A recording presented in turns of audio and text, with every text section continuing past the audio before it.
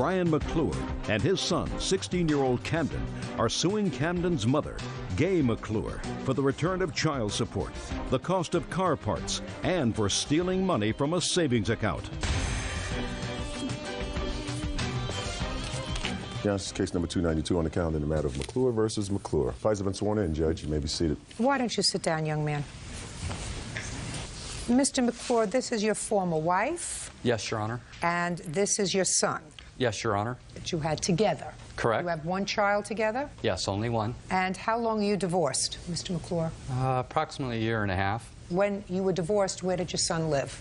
Initially lived with my wife. For how long? Approximately 2 years. Okay, and then came to live with you? Yes, as of the end of July of this year. Both you and your son are plaintiffs in this case. I'm going to hear from you first, and then your son and I are going to have a discussion. Your son came to you in July.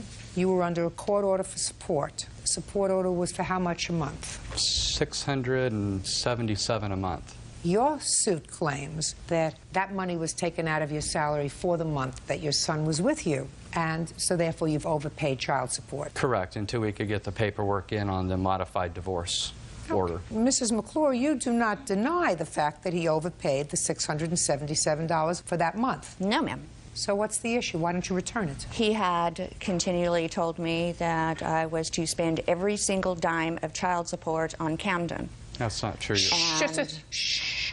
She's giving me her reason. I just did. I knew that it was an overpayment. Well, if you knew it was an overpayment, you did the wrong thing. But and if you did the wrong thing, you have to pay him. I also tried to pay him back. No, according to you, tried to pay him back $10 a week. Or $20 a week. And that's unacceptable, because it would be unacceptable, Ms. McClure, if you were the recipient of child support in the amount of $600 and change a month, and he decided he's not going to pay you the $600 a month. He's going to give it to you in dribs and drabs of $20 a month, and he'll catch up when he wants to catch up. That would be unacceptable to you. It's unacceptable to him, because he had the responsibility of supporting the child during that month, and you have the responsibility of paying him back the money. You should have sent it back as soon as you got it. We understand each other? Yes, ma'am. So your claim is for $677? $624 and change. $624. Just saved yourself $50, Mrs. McClure. That's what you're entitled to, and that's what you're going to get. Understood? Yes. Now you can stand up. What's your first name? Camden. Why did you go and live with your father, Camden? The living experience with my mother wasn't a very likely. How old are you? 16. So you lived with your mother for 16 years. You mean all of a sudden it became an unpleasant experience? Yes. In what regard, sir? I wanted to spend more time with my father, so I was wanting to go live with him. That's perfectly acceptable. Then when I informed her of it, progressively our relationship just got worse. Well, that's unfortunate. But your desire to go to live with your father, according to you, was just because you wanted to spend more time with your father. Is that right? Yes. You have a problem with that, Mrs. McClure? Only for the fact that several months before that, we had discussed him going to live with Brian, and he said that he did not want to under any circumstances, and he actually wanted me to promise to him that if Brian sued for custody, that I would not go along with it, I would go to court. Changed his mind. Listen to me. Let's say that happened. He changed his mind, and that's what kids do when they're 16 years old. So when they're 16 years old, what you're supposed to do is say, listen, you want to go live with your father? Free. I'm free, right? I don't have to worry about where he is. I don't have to worry about him coming home. I don't have to clean up after his mess in the bathroom. You don't have to fight with him over cutting his hair. You don't have to do anything. He's with his father. It's his father's grief. I mean, I understand this. I was in family court for a lot of years. You get hurt. You get a little wounded. It's a natural phenomenon that you get a little wounded. But, you know, what I'm telling you is, for the first time in your life, as an adult, you're going to be free. If nothing else, I'm going to make you feel good about that. Because it's not anything that reflects on your parenting. He had a wind that went through his brain. Today, I want to go live with my father. We can pal around together. We're going to be buddies. I want to bond with him a little bit. Terrific. You have other children, sir? I live with my current wife, and we do have a 5-year-old daughter together. Great! Now you got 2 kids to worry about. Yes. You are the man. Good for you. Fun. Oh, definitely. Good for you. Okay, now Camden. Yes. This is why your father has included you in this lawsuit, because you're a minor. Now, you had use of a car when you were living with your mother. The car was her car because it was in the judgment of divorce, according to what I read, she got that car. Is that right? Yes, ma'am. Is that right, sir? Yes, Your Honor. Good. And according to your mother, she put in a lot of money in the car to make it drivable, and you drove that car. And according to you, you put in some money also. You put in, I don't know, rims and the things that kids put in cars, right? Actually, I made it runnable. Mr. McClure, I don't want to hear you encouraging him at all. Do we understand each other? Yes, Your Honor. This isn't supposed to be a bad thing for him. This is supposed to be a good thing for him. Yes, it is. That he's come to live with you, he's got a mother, she loves him, he's supposed to love her, not be angry with her. I'm a little angry with you for including him in this lawsuit, for even permitting it to go forward without saying to him, Camden, you're wrong, this is your mom's car. I got a car when we got a divorce, she got a car when we got a divorce, this is her car, it's not your car. That's what you should have done. If I may, Your Honor. Yes? The car was purchased approximately when Camden was 12 years old, and everybody in the family was under the understanding... I don't care what the understanding was. You were living with your wife at the time? Correct. All right. Listen to me very carefully, sir. Now you're divorced, and in the judgment of divorce, she got the car. Did you take a car? I took a vehicle, yes, and she received this vehicle. And if she got one car and you got another car, then what you do is you want your son to have a car, give him your car if he comes to live with you. He does. Don't say to him, that was your car. Everybody understood it was going to be your car when you turned 16. That's correct, How many Your cars Honor. did you give her? 2 cars or 1? 2. 2? Yes. From you? Yes. Tell me. 87 Buick Riviera and the 86 Pontiac Trans Am. And what did you get? An 86 Trans Am and my 93 Chevy pickup. So you did a little bit better. I By about 5-6 years. Yeah, the only vehicle that I had payments on was the pickup. Listen to me. You did a little better. Yes, I did fine. Good. So now you have 2 cars, and she has 2 cars. And if your son comes to live with you, give him one of your cars. He currently has his own vehicle, Your Honor. Perfect. Then why are we here, Camden? Because some of the parts that I put on that car to make it runnable, so I worked for those and installed them. And you used the car? Yes. Did you pay for the car? No. Did you pay to have the repairs done on the car other than the few parts that you put in? All the repairs that were done were by myself. You put in all the repairs since you're 12 years old? Me and my father, 10. I'm talking about you. It's not your car. It's your mother's car. She let you drive it. You don't belong here suing her. We understand each other? Yes, ma'am. Judge Judy continues in a moment. You are the custodian for his money, and you can't take it out. I didn't necessarily spend it. Camden did. And later today, The cop pulled me over. I had a 12-pack, but there was only 6 of them left. Was inside your belly? Inside your little tummy? 6-pack? Yes. real cases, real people. Judge Judy. 16-year-old Camden McClure says his mother, Gay McClure, owes for the value of car parts and for closing his savings account. Now, let's talk about this bank account that you claim your mother closed out and took your money. How much money was in this bank account? $528. And where did you get it from? Working for my grandfather, yard sales, things like that. When was the account closed? August 25th in 2003. Did you put any money into that account allegedly after August of 2003? No. Well, you were still living with your mother then? Yes. Tell me what happened with that account in 2003. I do not know. She said that she closed the account. You closed the account in August 2003. Why? Because we lived way out of town. And when he needed money for, you know, the church group or whatever activity that he wanted to go, if he didn't happen to tell me the day before, I didn't have the money on hand. So he either didn't get to go or, you know, I'd have to go all the way back into town to take the money out of the bank. Why didn't you pay for it? I did on a lot of things. You should have paid for it on everything. Do you work? No. Well, how do you support yourself? I was on public assistance. Did you know that your mother was receiving public assistance? Yes, ma'am. Were there things that you needed that you didn't have money for? A few things, nothing too important. Like what? Just daily necessities. Sometimes it was hard. So is it possible that this money got used up? Possibly. Did you know that your mother was going to the bank to take this money out in small amounts when you needed the money? Did she say, well, go to your bank account and take out the money? No, I didn't. You Yes, sure he about did. that? Yes, he did. And it was even under his suggestion, Mom, why don't you just close the account, have the money here at the house, so you don't have to worry about running all the way back into town and running back when he would want money for Did that something. sound familiar to you, Camden? No, ma'am. Okay. Camden says that he worked? Yes. And he put his money into that bank account? Yes, he did. I also put money in there that he did not, per se, work for, but yes. She didn't put any money that I didn't work for in there. Can I see the transactions from the savings account, please? Go back over there. Sorry, sir.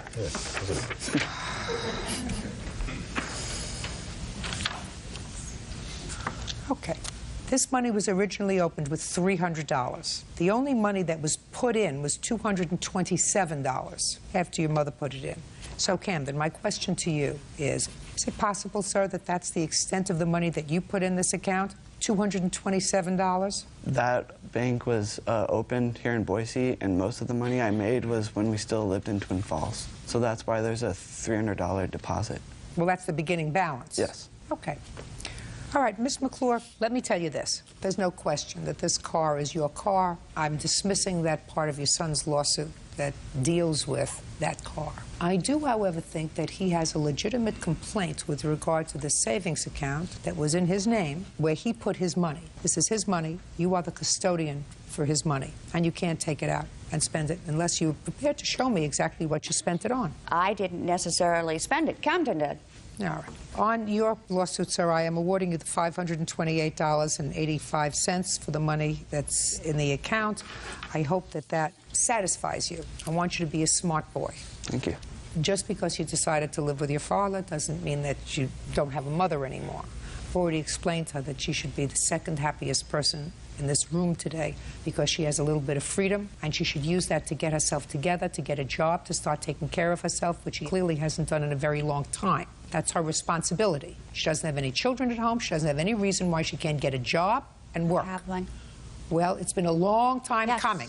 It is time now for you to take care of yourself and nobody else to take care of you. You owe your former husband $624 and your son $528. Thank you. That's all. Parties are excused. You may step out. I love him very much. I always will, no matter what he says or does. That's just the way it is. I just thought, you know, fair is fair. You know, you should at least try to straighten things out. And as far as Camden and I are concerned, that's only up to Camden. I'm not sure. That's for time to be told. And now the next case. All parties in the matter of Thomas McMillan versus Chris Lee. Step forward, please.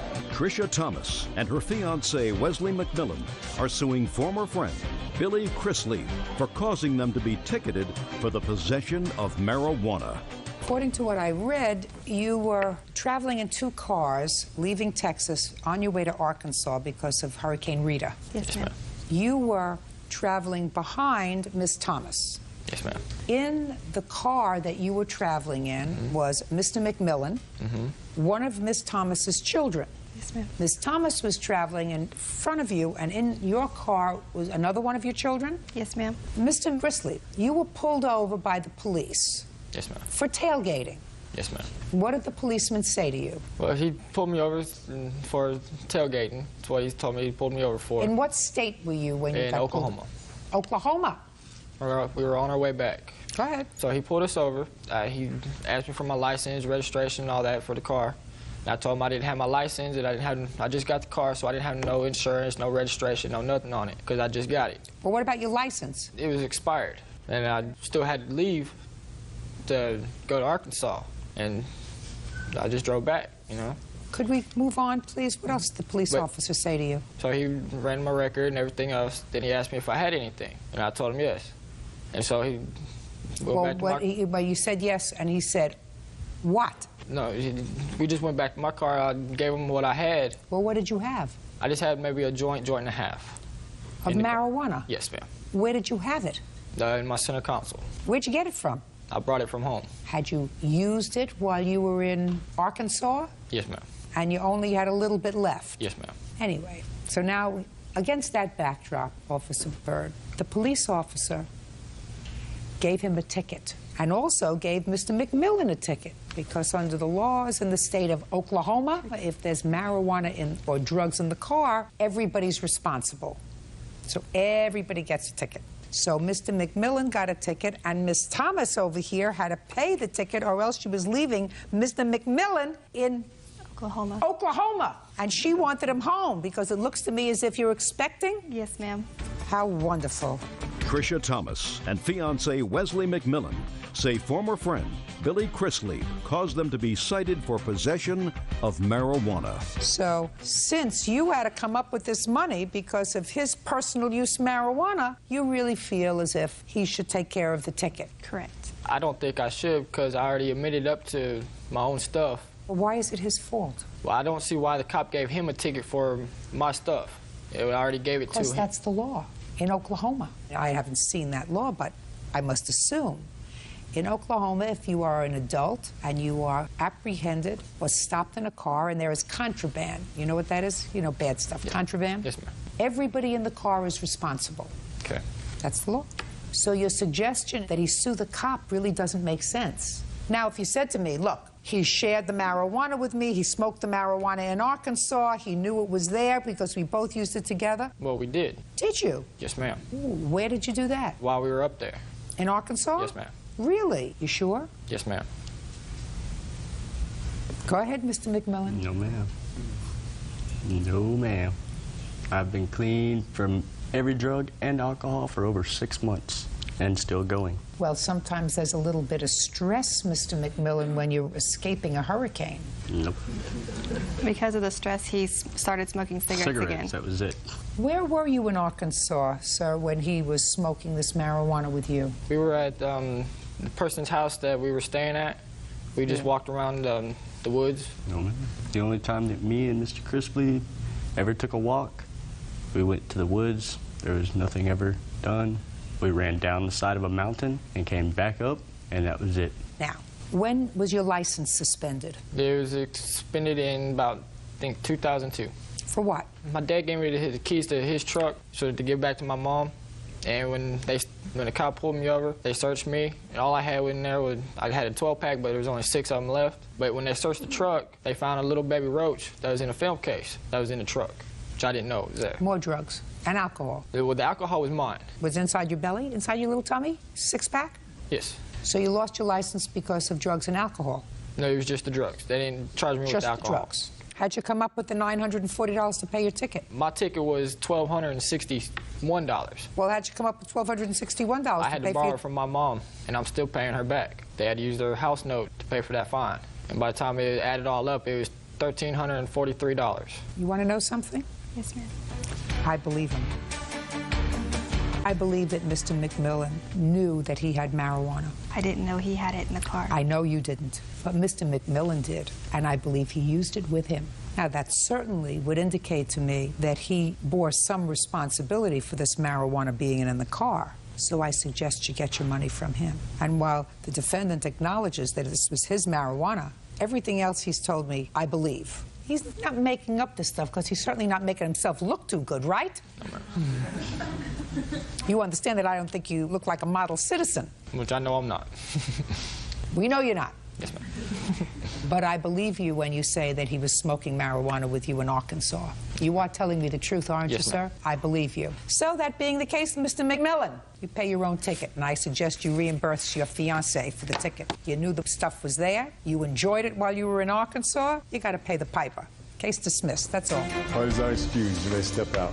Well, he knew I had it with me. When we got pulled over, it was, okay, we're getting pulled over. Because he smoked it with me and everything. And I was like, okay, well, we're both going to jail. I think it was about the money. It's just, it happened. Joanne Smithson is suing her husband's cousin, Doris Smithson, for medical bills due to an assault. Doris claims Joanne verbally abused her elderly father.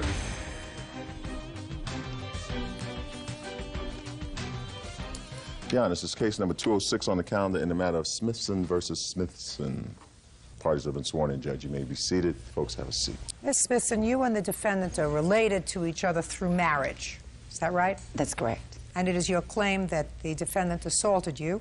You want her to be responsible for your medical bills and whatever pain and suffering you experienced as a result of an assault.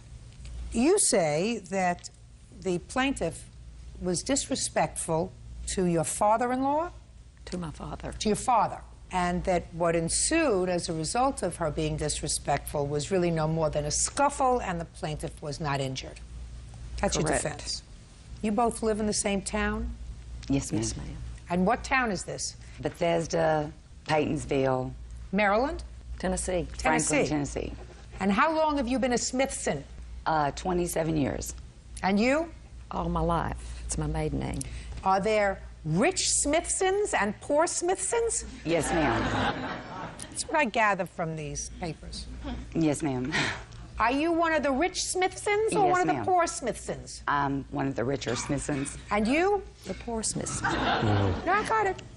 But I gather that the rich Smithsons and the poor Smithsons don't get along too well.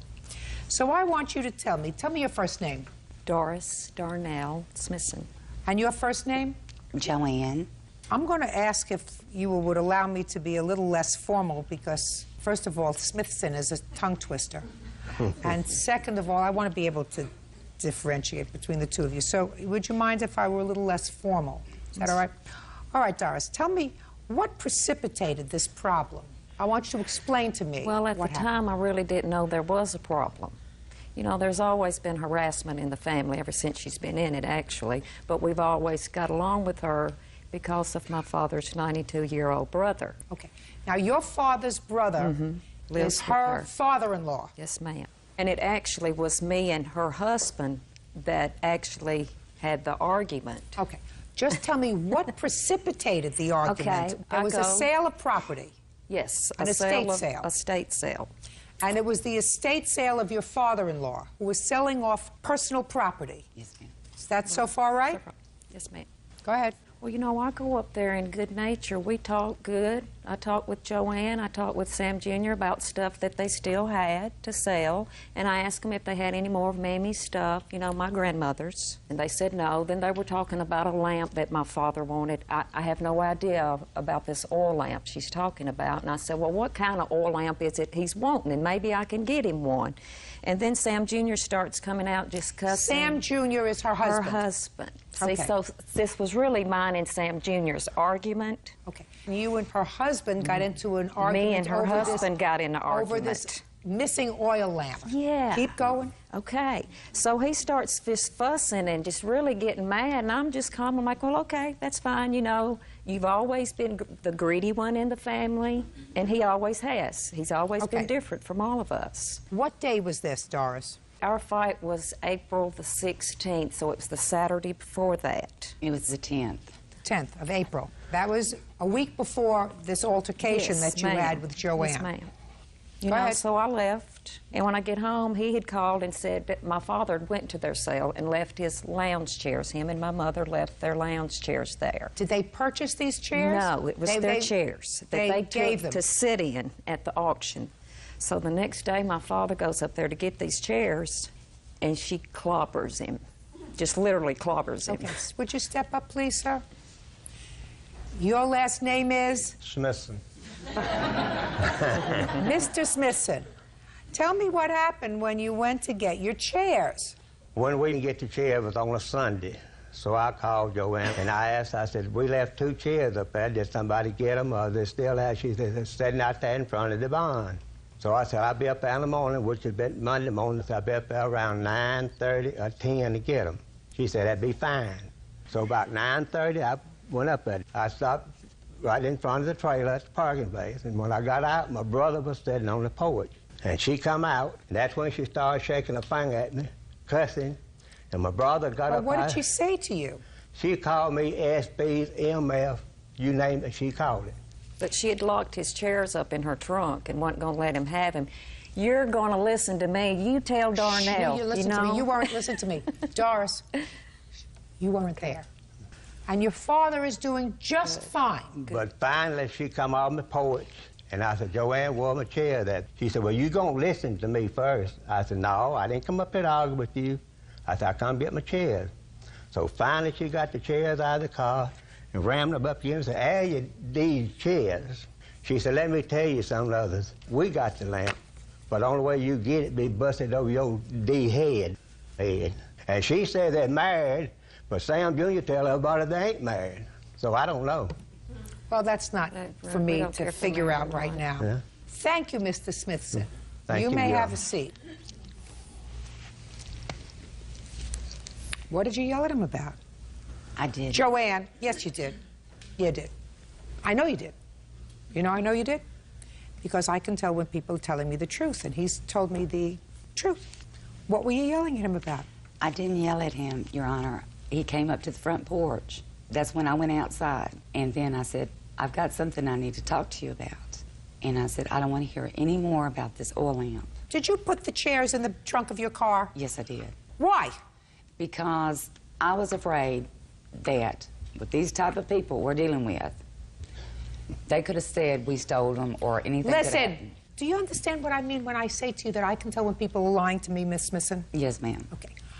You can tell by their body English, you can tell by their hesitation, you can tell by their shifting, you can tell. I can tell. That's my job. I've been doing it for 35 years.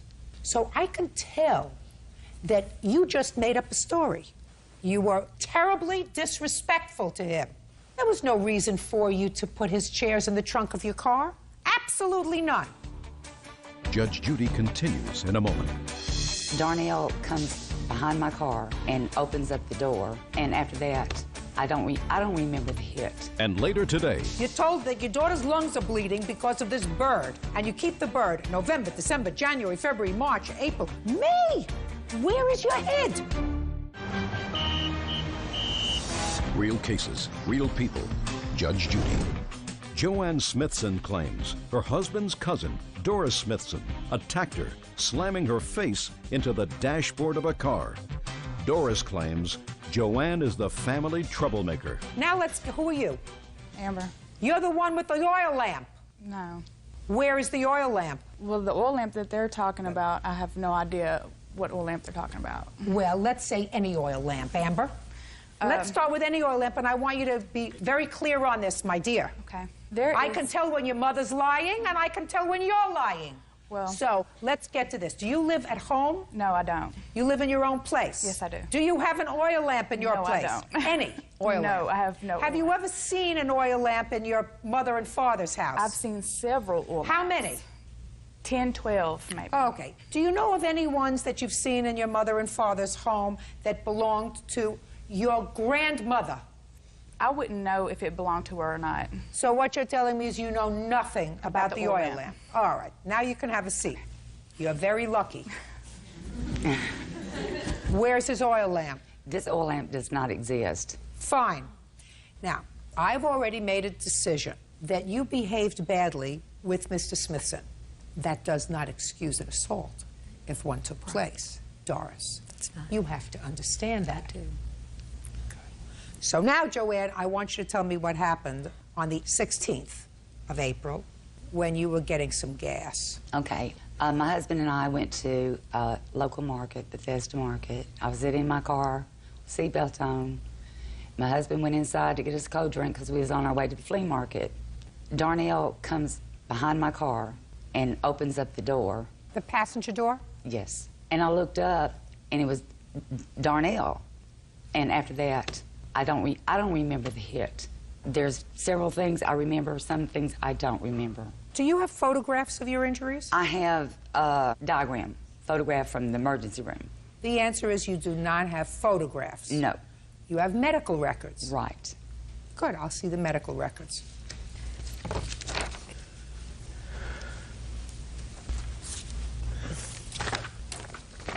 Anybody have a police report?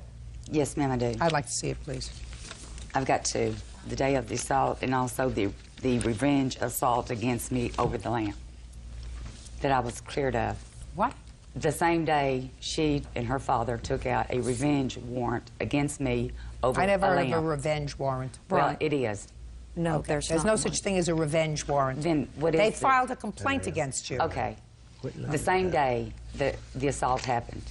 Well, there is absolutely no issue as to whether you were assaulted or not. You were, in fact, assaulted. Also, I was... Shh. Okay.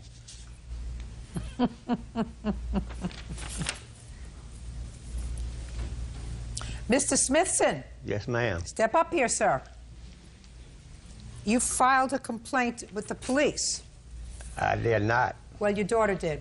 And the most important thing is that when the police officer questioned you, you told the police as follows, because this is in the police officer's own language, Mr. Smithson, that's you, said that when he returned home, that he told his daughter Darnell about Joanne's actions and abusive language and remarks that were directed towards him, that you told your daughter. According to Mr. Smithson, Darnell said that when next she saw Joanne, that she would whoop her. And from his testimony, she did. Did your daughter say that to you? I didn't even see my daughter that day, Your Honor. Listen to me. Whether it was that day or the next day, you told the police. You wouldn't have lied to the police, would you, Mr. Smithson? No, I would not. Either you told the police that your daughter said she was going to whoop Joanne, or the police officer is lying. Which one do you think it is? I'm not going to say the officer's lying, no. Good. I'm glad you wouldn't say that, Mr. Smithson. Sit down now. Okay. Now I'm going to hear you, Doris, because you see. Yes, ma'am. I know when people are lying, like Joanne here. Yes. But I can read medical records, and I know she was assaulted. But not $4,000 worth. I have one. I want to tell you here. something. Not $4,000 worth. How much do you think it's worth when somebody hits you in the face? Well, I really never hit her. Yes, you did. All I did was just, she come out of her car. Nobody seen me hit her. I didn't ask whether anybody. I saw the medical. Listen to me. I saw the medical records. She was hit in the face. Okay. Okay. I was also scratched right here. Did she go to your car? No, I live right across the store. I'm going to the store. They're already there. And she hollers at me first, "Hey, you." And I said, oh, Lord, here's Joanne. You know, she starts coming out of her car. I calmly just set her right back down in her seat. That's worth $4,000, madam. Well, because what you're doing is fibbing to me. Joanne Smithson claims her husband's cousin, Doris Smithson, attacked her, slamming her face into the dashboard of a car. Doris claims Joanne is the family troublemaker. Doris, A, medical records don't lie. Diagrams of her injuries don't lie. Listen, pay careful attention. Because you were angry that your father was disrespected by Miss Big Mouth over here. Well, if she was I'm speaking. Okay. Without any just cause, because I do have a feeling that she's a troublemaker. I believe that. Yeah. Because I think that probably a lot of things that were sold, things that might have had sentimental value to both brothers, should have been, before you sell them to strangers, you say, listen, would you like something of Mom's? Would you like something that's been in the family for a long time? That's what decent people do, Joanne. And if you didn't do that, and if your husband didn't do that, that means you're not decent people. Do you understand? However, that doesn't mean you can put your hands on her. So, the fact that she disrespected your father, and the fact that you did say to him, next time I see her, I'm going to whoop her, the fact that you did it is going to cost you $4,000. Judgment for the plaintiff, that's all. Parties are excused. You may step out. I run to her car. I jumped in there. I jumped on her and I grabbed her like that. And if she jumps on him again, I'll do it again. This is such a dysfunctional family. All of our families together, they're the only one that's out of the family. I don't even associate with these people. And now the next case. All parties in the matter of Smith versus Franks. Step forward. Amber Smith is suing her sister, Vanessa Franks, for selling her cockatoo and keeping the proceeds. Miss Smith, this is your sister. Yes, ma'am. All right, this case is not going to take long, Bird. Don't get comfortable, because I quite frankly don't understand what the defense is in this case. You sold your sister a bird, an exotic bird. What kind of bird was it? She was a Moluccan cockatoo. And you charged her how much for the bird? Only $700 for the bird in the cage, which is normally worth a lot more. Please. That's not complicated. You charged her $700. Yes. And she was going to pay you. Yes. Little bits. And she paid you some. How much did she pay you? She paid me $100 in November. And then she stopped making payments? Yes. Your sister says that you were supposed to come and get the bird because her daughter had some sort of an illness, that she couldn't be in the house with the bird. She told you to come and get the bird. You didn't come and get the bird, so she sold it. Yes, ma'am. And sold it for? $500. $500. And you took the $500 and you? Put it in the bank. That's my question, Miss Franks. If you sold the bird... Yes, ma'am. Why do you think you're entitled to sell the bird and keep the money instead of paying your sister for the bird? Okay, in November, my daughter's lungs bled in November of 2004. I called my sister on the phone, stated to her, I'm either going to have to sell this bird or you can have the bird back. She said, we want the bird back, don't sell the bird. They came for Thanksgiving. You taking the bird? No, we're not taking the bird. Christmas, are you taking the bird? Miss Franks, is what you're telling me, just put your hand down. So what you're telling me that your daughter's lungs were bleeding because of the bird. Right. And you kept the bird in your house between November, when your daughter was diagnosed with this illness? No, she's been diagnosed since birth. Well, between the time you were told to get rid of the bird in November and you kept the bird till Christmas? The bird was actually in my home until right at the beginning of May. What town do you live in? Milledgeville, Georgia. Anywhere in the state of Georgia, do they have an animal rescue? Not of course where they I do. live, no. I don't care where you live or not. They do have trees in Georgia, don't they? Yes. Yeah, if my child had bleeding lungs, and doctor told me in November that I had to get rid of this bird because this bird was causing my child's lungs to bleed, and if I couldn't find someone to take that bird, it is warm in Georgia, isn't it? For part of the year, yes. Well, I would hope that it was the right part of the year, because that window would be open, that bird would be gone. I don't understand where you're coming from. You're told that your daughter's lungs are bleeding because of this bird. And you keep the bird November, December, January, February, March, April, May! Where is your head? She's my sister at the same time. Please don't speak. Okay. Listen to me, Miss Smith. Yes. Your sister acknowledges that she told you she was going to give you $700 for the bird. Yes. I haven't heard anything cogent as to why she should be able to sell a bird that she didn't pay for and not pay for it. Anybody hear a reason? Hearing none, judgment for the plaintiff in the amount of $600. That's all. Parties are excused. You may step out. She had 7 months to come and get her bird after calling several times to say, I'm coming to get my bird, and never did. She kept telling me that she wanted it, or my mom was attached to it. She was going to pay for it out of her taxes, and I waited. And really, all in the back of her mind, she was going to sell it for more money. They never provided any care for their bird whenever I was feeding the bird. You bought it, you paid for it. I don't have a sister anymore. I haven't talked to her in 7 months, so I guess what's the difference now? Lucky Feinstein is suing bar owner Nancy Fairley for medical bills after he was assaulted by one of her employees. Lucky also claims his truck was vandalized. All rise. This is case number 269 on the calendar in the matter of Feinstein versus Fairley. Parties have been sworn in, Judge. You may be seated. Have a seat. Mr. Feinstein, it is your complaint that you were assaulted and your car vandalized while you were at the defendant's bar. Yes, Your Honor. And the defendant, although I don't think you were there, is that right? I wasn't there. She says through her employees, I'm sure she has witnesses here, are going to tell me that you were very drunk. Yes, ma'am. And, well, I gather you acknowledge that you were very drunk, and any injuries that you sustained were sustained as a result of you flailing around and hurting yourself, and they don't know anything that happened to your car. So, what's the name of your bar, pub? Scotland Yard Pub. Which of your employees was there that evening? Justin and Eric. All right, stand up, please. And you don't know anything about this of your own personal knowledge? No, I wasn't there. You can have a seat. Justin? Yes. And Eric? That's correct. What is your given first name? Lucky. That's what your parents named you? Yes, ma'am. Interesting. Are you an only child? No. There's 3 other siblings. Are you the first, second, third, or the fourth? I'm the 4th. You're the last one. Lucky to be here. Got it. Okay.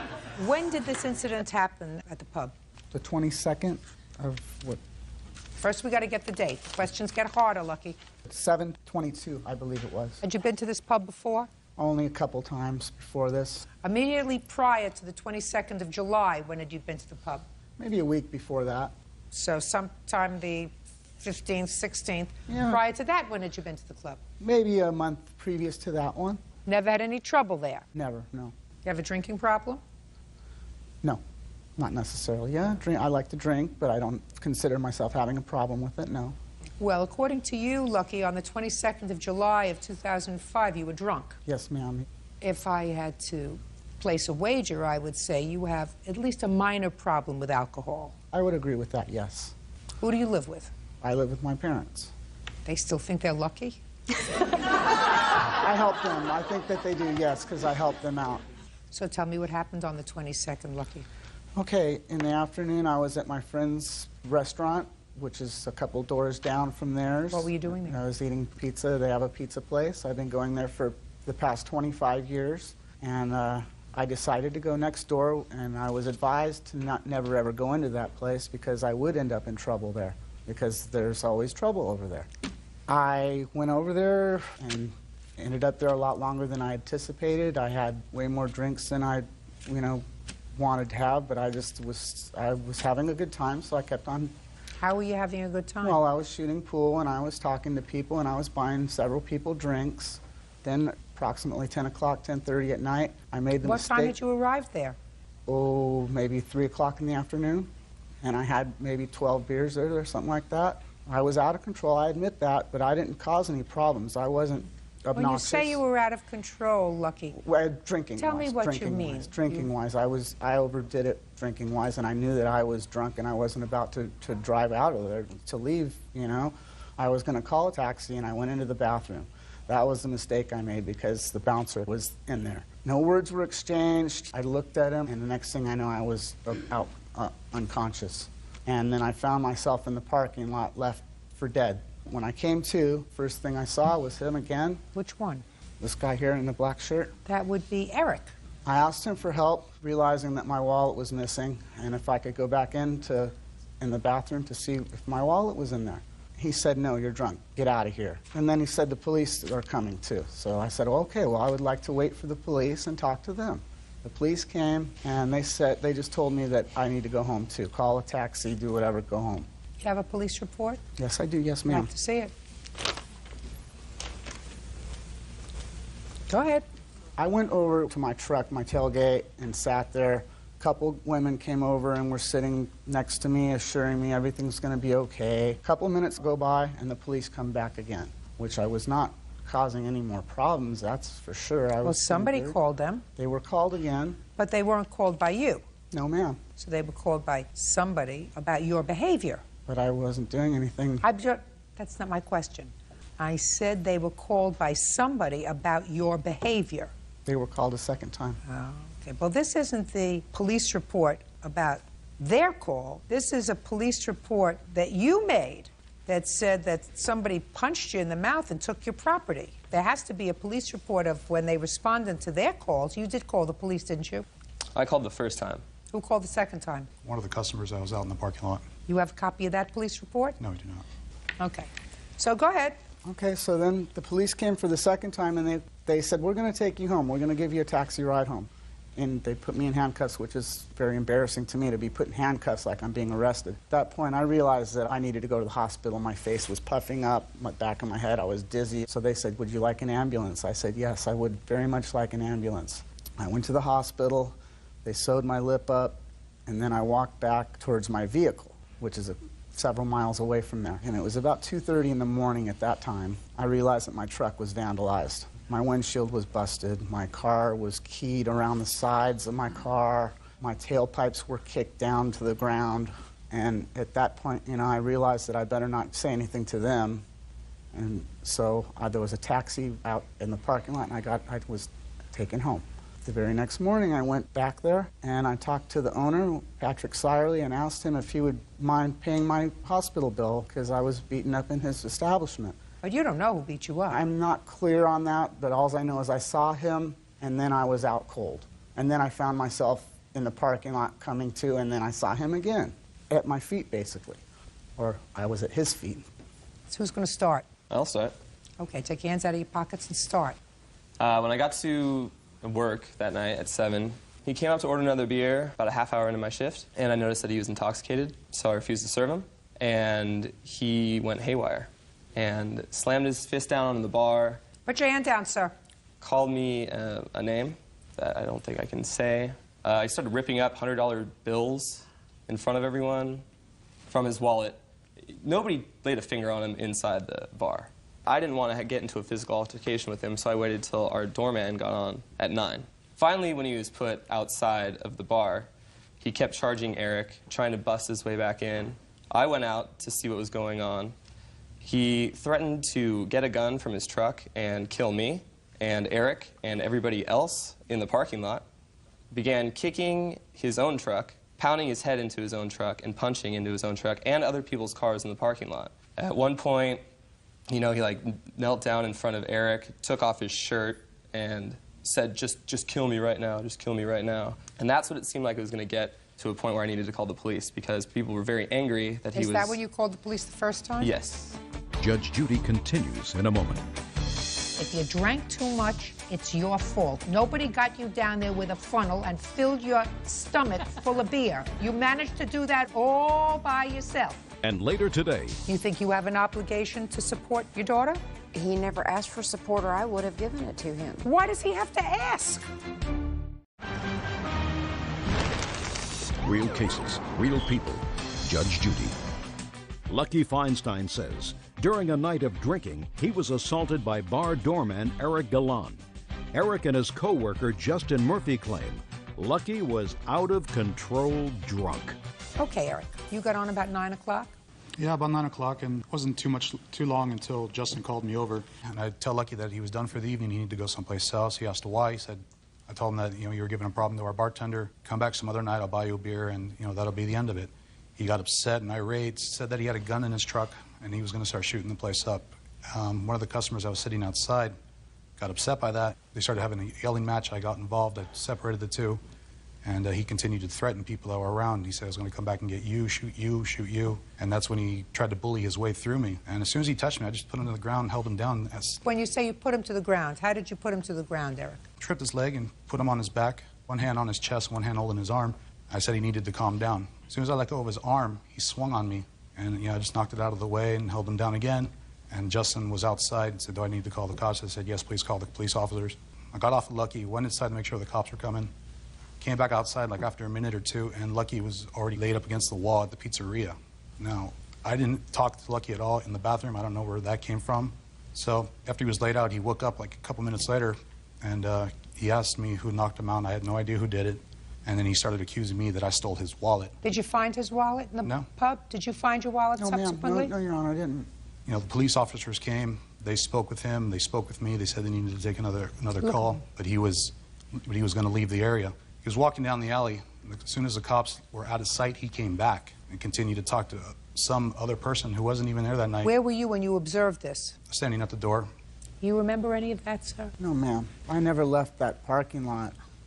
I was waiting for the police to come because I wanted to. The police came already, sir. They came and they left. Right, and then they came back a second time. Right. My question is, why did they have to come back a second time? Why didn't you just leave? Because I was very drunk. I wasn't about to go anywhere, and I was sitting on my tailgate wondering, what am I going to do now? Listen to me very carefully, sir.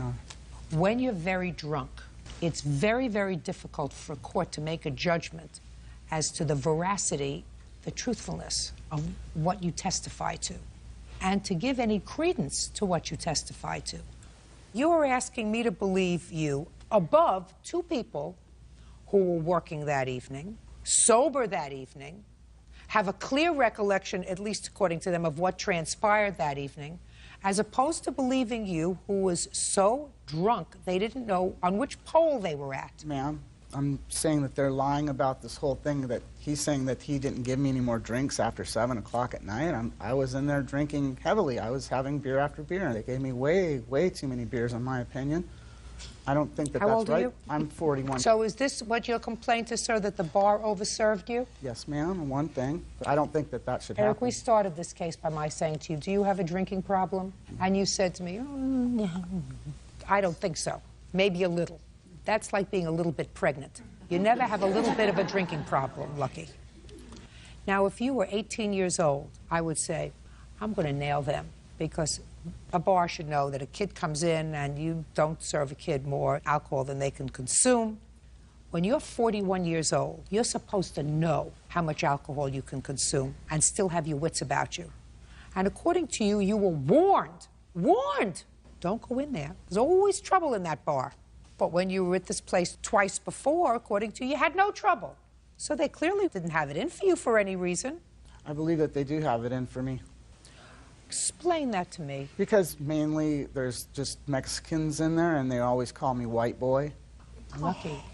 Did they call you white boy on the 15th of July? No. Did they call you white boy the month before that when you went in there? No. You didn't change composition from July 15th to July 22nd, did you? You were drunk. Stop blaming the rest of the world. You were drunk. Either you fell, you got beaten up, you don't know who did it, your car got trashed, you don't know who did that. You have to accept responsibility for your own behavior. If you drank too much, it's your fault. Nobody got you down there with a funnel and filled your stomach full of beer. Nobody. You managed to do that all by yourself. If you had gotten into your car and killed somebody on the way home, I would take every piece of property that this lady had. Which someday will happen. Just a second. I would take every piece of property that this lady had, because under those circumstances, both of you would be responsible. I'd take every bit of property you had, and I'd take every bit of property she had, because somebody who was innocent got killed. The only one that got hurt that night was you. And you caused that yourself. So deal with it. Your case is dismissed. That's all. Parties are excused. You may step out. They're lying. No, I don't have a gun. He threatened me. He pounded his fist on the bar. No, that's ridiculous. That's ridiculous. Started harassing the female customers. I don't know if it was the bartender, but a lot of people, they beat me up. Threatening people who were trying to help. And now the next case. All parties in the matter of Suda, Frazier versus Hebb. Step forward, please. 18-year-old student Nikki Frazier and guardian Sam Suter are suing Nikki's mother, Stacy Hebb, for child support costs. Nikki says her mom won't turn over child support she receives from her father. Mr. Suter, your complaint is that you and your family were nothing but kind to the defendant. She was having some difficulty, and she was unemployed several years ago. Her daughter and your daughter were friends since grade school, and you volunteered to give her a home. Yes, ma'am. When she was 16. How did you do in their home, the Suter home? Did you do okay? Yes. Did you graduate yet? Oh, I graduate in a couple weeks. What are you doing after graduation? I want to go to college. How did you do in high school? I make good grades. She's been AB honor roll all through high school. Did you apply to college? No, I did not. Why not? Because the application fees are like $50 for each application, and my mom told me she'd help me pay for them, but she never helped me pay for it. So, Mr. Suter, this is your lawsuit. Ms. Fraser lived with you for 2 years, and you got no support for her from her mother. You did not even seek support. No, ma'am. But then you found out that Ms. Hebb was getting support for Nikki from Nikki's father, and you feel as if that's unfair. Somewhat, yes. This is not rocket science, Ms. Hebb. How long have you been divorced from Nikki's father? Since she was about 6 or 7. Do you have other children? Yes, ma'am. Are the other children also the product of this marriage? No, ma'am. And how much do you receive from Nikki's father for her support? $50 a week. What did you do with the money since 2003? When she has called and said that she didn't have any food in the house and she needed me to take her to eat, I would feed her. If she's needed personal hygiene items, I've taken her. I've paid her cell phone bills. And yes, I did tell her that I would pay for her application fees. She never came to me and said, I've applied here and I'm not worried about college fees right now and application fees. How do you support yourself? I'm a live-in nanny. You think you have an obligation to support your daughter? Yes, ma'am. So that the things you bought for her, the few toiletries you bought for her, or paying a cell phone bill, you did that for your daughter because you're her mother. That's what you do. Yes, ma'am. The $50 a week that you were getting from her father should have gone to the Suter family. He never asked for support, or I would have given it to him. Why does he have to ask? Did you ever say to him, Miss Hebb, Mr. Suter, I get money for Nikki's support from her father. It's not right that I keep it. I'm going to turn it over to you when I get it. No, ma'am, I didn't. I instead, like I said, whenever she would call and said that she needed things, I would take care of her. Well, that's what you did for her because you're her mother. She has two parents, a mother and a father. You're the mother. You work, If you have to take care of a few items, if you happen to take care of a few items for your daughter, that's very nice of you. The other $50 a week, if her father knew that she wasn't living in your home, did your father know you weren't living? He just found out recently because I didn't have his number to get a hold of him. If her father knew, I guarantee you, her father wouldn't have said, well, I'm going to send her money. Her father has known. She's gone and seen him since she's lived with Mr. Suter. I'm just curious. Not that I'm taking this for the truth of what you're going to tell me, but just my own curiosity. Did he ever say to you, if he knew that she wasn't living with you, I'd like to send the money to Mr. Suter? No, ma'am. Never did? No, ma'am. He must have had a lobotomy. Ms. Hebb, this is not a difficult case. It doesn't even test my academic prowess. The last 2 years, your daughter has been living with the Suter family, and you've collected $50 a week, roughly $2,500 a year. The Suters are suing you for $5,000 because that's approximately what you've collected over the time that your daughter has been living with the Suters from her father, and that money should have been turned over to the Suter family immediately. Judgment for the plaintiff for the amount of $5,000. That's all. Make those college applications. Parties are excused. You may step out. She didn't want to move in with me when we had to move. She would rather stay with her friends and with her family. She wasn't able to support all 3 of her kids. Hopefully, Nikki can get a start towards higher education with the money that she got today. I hope things can be mended. I still love her dearly. She's my daughter. Mary Freer is suing her stepson, 26-year-old Jonathan Freer, for destroying her home and vehicle. Jonathan claims he was just having a good time. Yeah, this is case number 291 on the calendar in the matter of Freer versus Freer. Thank you. You're welcome, Judge. Parties have been sworn in. You may be seated. Folks, have a seat. Ms. Freer, the defendant is your stepson. Yes. How long were you married to his father? 20 years. Did he live with you during any of that period of time? Not until recently. He lived with his mother. We saw him until he was 5 years old, and then she basically stole him. And we didn't see him again until he was 18. Well, your lawsuit says that there came a time when your stepson rented a house from you and your husband. It was a house that you and your husband owned. It was a rental property. Yes. And he was supposed to pay rent. He did for a while, then he sort of fell off with the rent. He also was using a car that belonged to who, you or your husband? Myself. And your husband, unfortunately, passed away this past summer. And when you went to the rental property, found that he had moved out, and the place was totally trashed. Yes, it was. And the car was likewise totally trashed. Yes, ma'am. And you want him to pay for that. He should. And his defense seems to be that if he had a debt to take care of the house, not the rent, just the condition of the house and the car, the debt was with his father, not with you. And when his father passed away, the debt vanished. Is that your defense, sir? Yes. You don't really believe that, do you? Yeah. I have a couple of questions for you. Okay. I'm not going to say anything funny. I guarantee you that by the time you're finished here, you will not be laughing. How old are you? 26. How do you support yourself? I work. Doing what? I install glass in buildings. When did you move into this rental property? A couple of years ago. Tell me when. Don't be smart and don't be smug. Are you a drug addict or an alcoholic? I was. When? Back when I was living there. Really? Both drugs and alcohol? Yes. See, I was being sort of facetious because I was going to say you had to be on drugs or alcohol or else you would know how many years ago you moved into this house. So you were an alcohol abuser and a drug abuser. Yes. While you were living in the house. Yes. Are you still abusing drugs and alcohol? No. Did you go into rehab? No. You mean you just stopped? Yeah. You want to tell me how you did that and when? Back in February of this year, I was stabbed and By a stranger? kind of. I really didn't know him. I was just partying with him. So you were in the hospital for a while? Yeah, well, just like one night.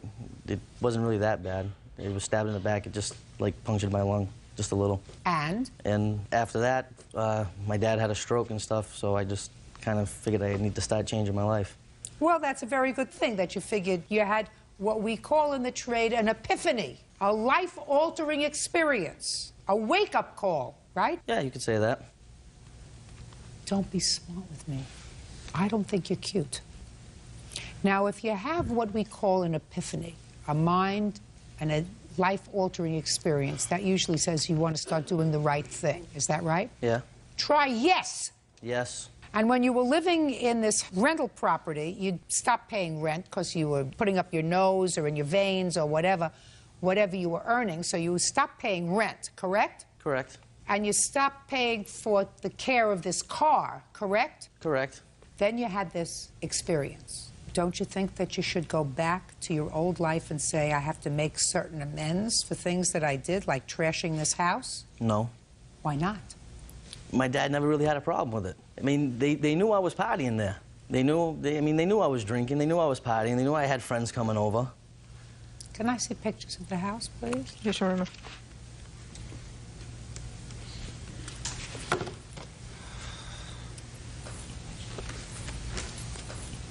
Where are you living now, sir? I'm staying with friends.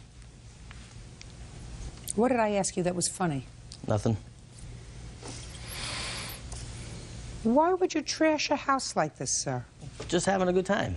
Are you the only child that your father had with your mother? No. How many other children did your father have with... One.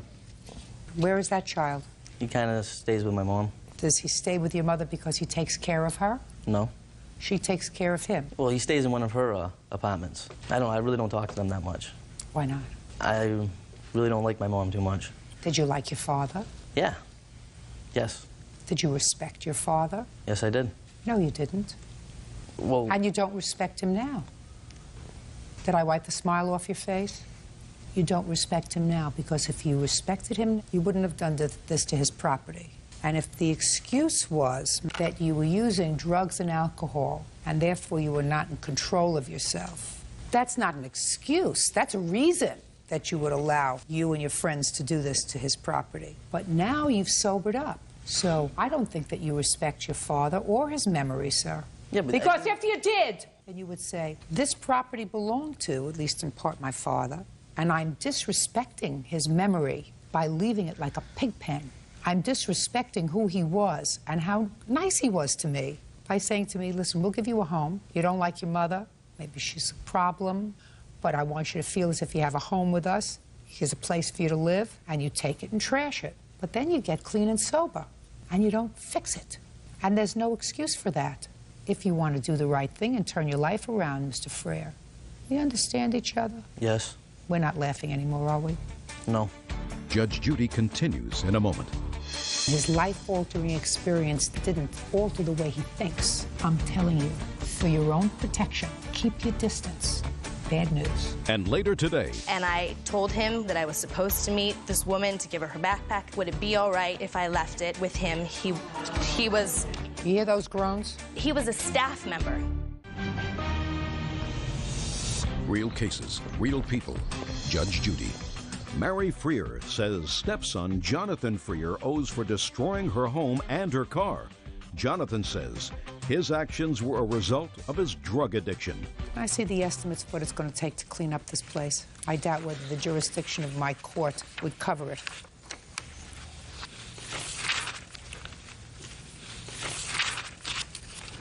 It doesn't.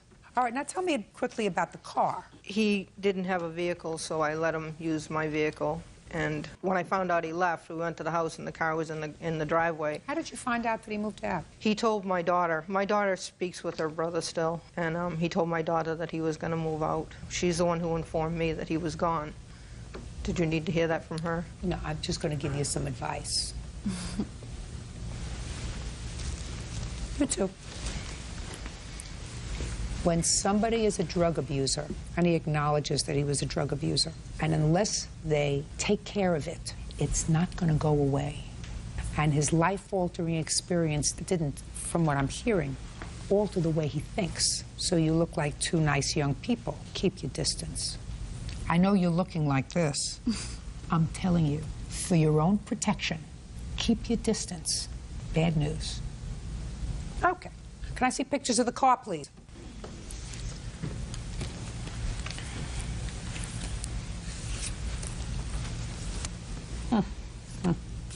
Your Honor, he came to us with some serious problems, and it took us a while, and it appeared that he had straightened his life out. He really was doing great. He had a great job, made good money, and that was why he rented the apartment, why we let him move in, because we figured that it was his family. He was going to take care of it just like we would have. And he did. For over a year, he did. And then I don't know if it was his father getting sick or what happened to him, but it all just hit the wall, and he reverted right back to what he knew. And, you know, what I'm left with When is you say, to pick up the Ms. mess. Frere, listen to me. When he came to you, he had some problems. Is that what you said? That's exactly what I said. And would those problems include substance abuse? I'm sure it was. I couldn't prove it, but I would say. And then he got a job, and he appeared to be okay. He did very well. And then he went back to drugs and alcohol. Yep. Did you hear what your mother said? Yes.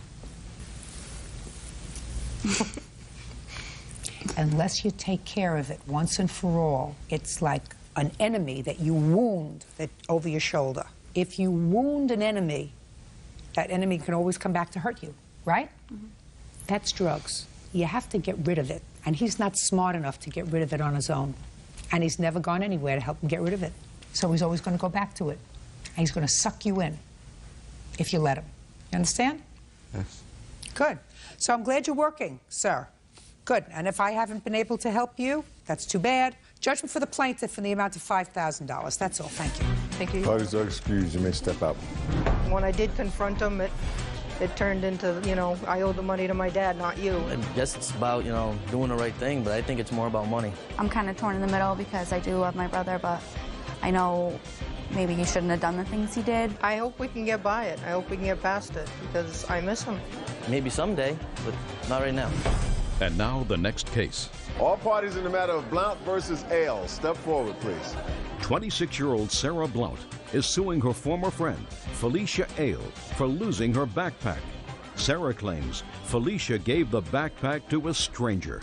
Ms. Blount, you are suing the defendant for a backpack and its contents. Yes, Your Honor. Lots of expensive goodies in this backpack that you had left in her car. Yes. The defendant has a rather interesting defense, which I'm going to allow her to explain to Officer Byrd here, because he's going to be fascinated with the defense. How did you know each other? We're acquaintances, former co-workers. We've known each other for about a year, and we had both been at the same festival. What kind of festival was it? It was a music festival. When?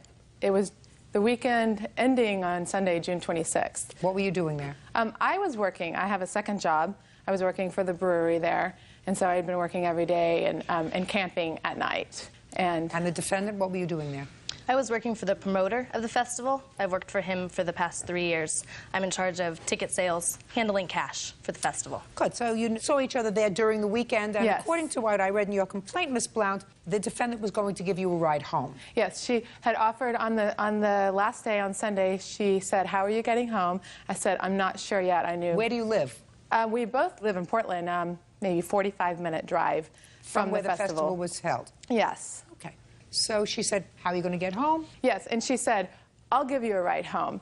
Here are my keys. Put your pack in my car." I want to emphasize before anything else that this pack was full of everything I needed for 4 days on cold nights in Oregon.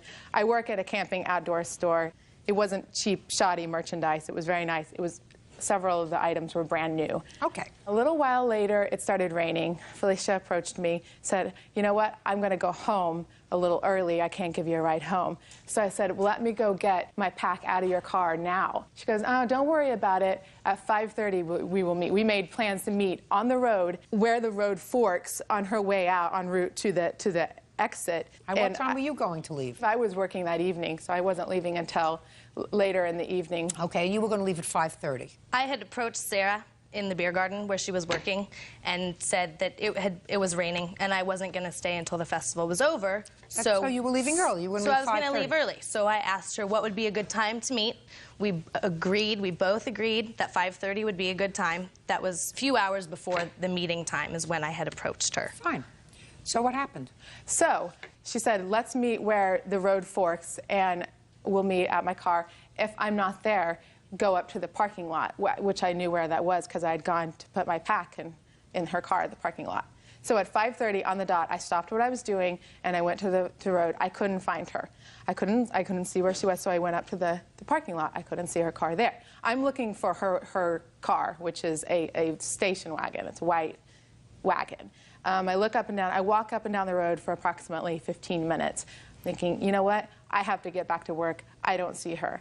So I go back to work. I had no cell phone at the time because it was in the pack, and nobody's cell phone had any reception at the point, so I couldn't get a hold of her immediately. So I waited until I got another ride later that evening, and I called her, I think, 2 times, and didn't hear any response until the following morning. Okay. What happened, Ms. Hale? I went to my car. I waited at my car till about 5:33 is when I got in my car. I got to the corner at 5:36 and waited for a few minutes, and I didn't see Sarah. So when I had gone to speak with her earlier at the beer garden, she had expressed to me that she needed her pack. So I didn't want to leave the festival with her backpack, knowing that she needed it. The place where I was a one-way out road, and I was blocking the exit to leave the festival, so I couldn't wait there. There happened to be a gentleman sitting in a chair who was a staff member. He had a staff shirt on, sitting in his chair, and I told him what was going on, that I was supposed to meet this woman to give her her backpack there. She wasn't there. Would it be all right if I left it with him? He was... You hear those groans? He was a staff member. He was a staff member. He was going to be there for the next hour and a half. She wasn't there, and she'd told me she needed her bag. I had no way of getting a hold of her, so I figured the best thing to do is to leave it in the exact spot where we're supposed to meet. It's a visible spot, and he was going to be there for the next hour and a half. I told him her name, who she worked for, and he said, "Does she know to meet you here?" And I said, "Yes, but it's 5:36, and it's, you know, by this point I had been there a couple of minutes. There were cars behind me trying to leave, and I had to go." Got it? All right, can I say, I had no idea I was looking for a man, a stranger. The law is pretty clear. You do not owe her extraordinary care in taking care of this backpack, which you gratuitously said you can put in my car. You owe her what I perceive to be ordinary care. The question is, did you exercise ordinary care in first waiting according to you, giving you every possible benefit of the doubt, 6 minutes beyond the 5:30, 6 minutes, not a half hour, not 40 minutes, not an hour, 6 minutes beyond which you claim she was late. That's giving you every benefit of the doubt. Let's say your watch might have been off a minute or two. Okay. Okay? Did you exercise ordinary care in turning this backpack over to someone that, despite the fact that you say he was a staff member because he had a shirt on, you didn't know? He didn't know her. He didn't know what she looked like. She didn't know him. You didn't get a telephone number. You didn't ask him for any identification. You could have said, "Listen, I want to give this to you, but do you have your ID on it so I can take down your name and your phone number in case you don't hook up with us so that she can get in touch with you?" Nothing. You take the backpack and you say, "Here, take it, give it to her. She's supposed to be at 5:30. She's not here at 5:30. It's no longer my responsibility." The law doesn't give you that right, Ms. Ale. The law says you have to exercise ordinary care. And unless you did that, unless you got this man's identification information, his telephone number, a place where he could be contacted so that in case that they couldn't get together, she would have some way of contacting him, not just a man who was wearing a shirt that indicated he worked there. Well, I had no way of contacting her. You did not exercise ordinary care. You added up the things in the backpack? Yes. What did it come to? $978. Can I see the bills, please? Okay, I have receipts from my place of employment where Can I bought see them. it, please?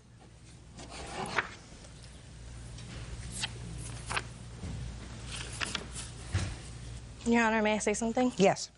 The previous place where we both worked, we had special deals that we were able to purchase from there. We sold a lot of high-end camping items. We also returned a lot of them as well, and were able to resell those items. Employees were able to go to those sales for employees only the night before they were open to the public and purchase those items for extremely discountable prices. I have claimed nothing just a second from those purchases. So all that I want to say is that I don't know what was in the backpack. The backpack was put in my car. I took the backpack out of my car, but we were able to purchase items for an extremely discounted And that's rate. irrelevant in this case because... Well, just a second. Okay. It's not irrelevant if that's not what you paid for them. Exactly. Okay, and what you're testifying to under oath is that you paid $978 for these items. Is that what you're telling me? Yes, and I have receipts for the biggest ticket items.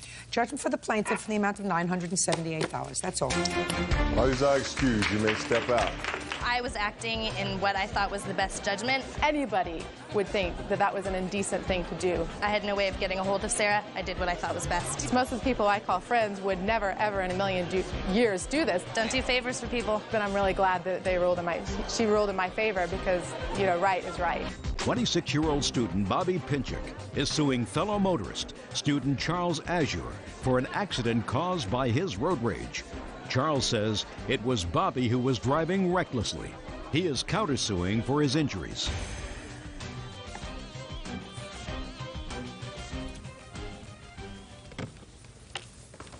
Yeah, this is case number 41 on the calendar in the matter of Pinchuk versus Azure. Parties have been sworn in, Judge. You may be seated. Folks, have a seat. Ms. Pinchuk, you and the defendant don't know each other, but were involved in an incident that can be described as a road rage incident.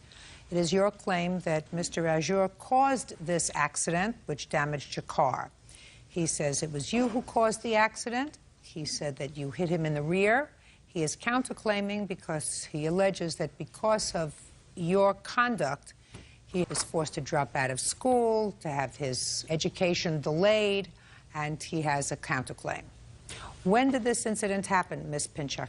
February 3rd, 2005. What time of the day or evening? Approximately 10:30 in the morning.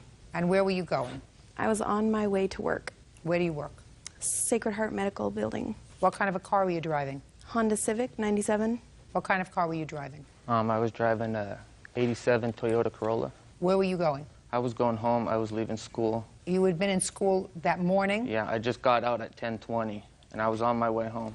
Okay, so Ms. Pinchuk, you tell me your version of what happened, please. I was driving westbound on Mission. Show me on your diagram, please. This is Which me color here. are you? I'm B. You're blue. Yes. As I'm driving here, there's a bus that's moving. He pulls out from behind the bus and cuts me off right here. So I went into this turn lane to avoid the accident. I'm attempting to get back over, but he's not letting me. So at this point, after I honked my horn, he then let me in, which as I came here, and he was a bit further down here, this is where we hit because he was driving erratically and he slammed on his brakes. And to avoid hitting him again, I turned this way. And that's how the damage occurred on that side of the car. Okay, so what you're saying is he cut you off. Yes. You had to get back into a driving lane. Yes. Ultimately, he let you back in the driving lane, but then slammed on his brakes, causing you to swerve. Yes. And that's how the back of his car and the front of your car were damaged. Correct. Okay, fine. I will hear you. Okay, it started with the bus stop. There was actually another car in front of me. The first car proceeded to go around the bus, made it around. I looked, there was nobody behind me. I proceeded into this lane. I was all the way up here, and all of a sudden I heard a series of honking. She was in a hurry to get somewhere, and I just wasn't going fast enough for her. I looked into my rearview mirror. She's on the cell phone, driving, honking her horn, and then she proceeds to go on my driver's side to pass me. She must have thought that was another lane, because it widens out there for about 50 feet, and then it closes out real quick, and it goes right back into the two lanes. And she proceeded to pass me, Your Honor. She was all the way up as far as my back door on my driver's side. And as soon as I seen that, I started to slow down to let her proceed so she could proceed to pass, but she couldn't do it because there's oncoming traffic coming. So then she stopped, just tried to swing back around to get back behind me. And I feel that it was all her fault. She was on the cell phone. If she wasn't talking on that cell phone, maybe she could have used that other hand to flip the blinker and switch into the lane that was completely open. Okay. Now, you had some damage to your car? Yes, ma'am. What kind of damage did you have to your car? Do you want to see pictures? Mm-hmm. I have two different estimates. The pictures are on the back of each page of the estimate.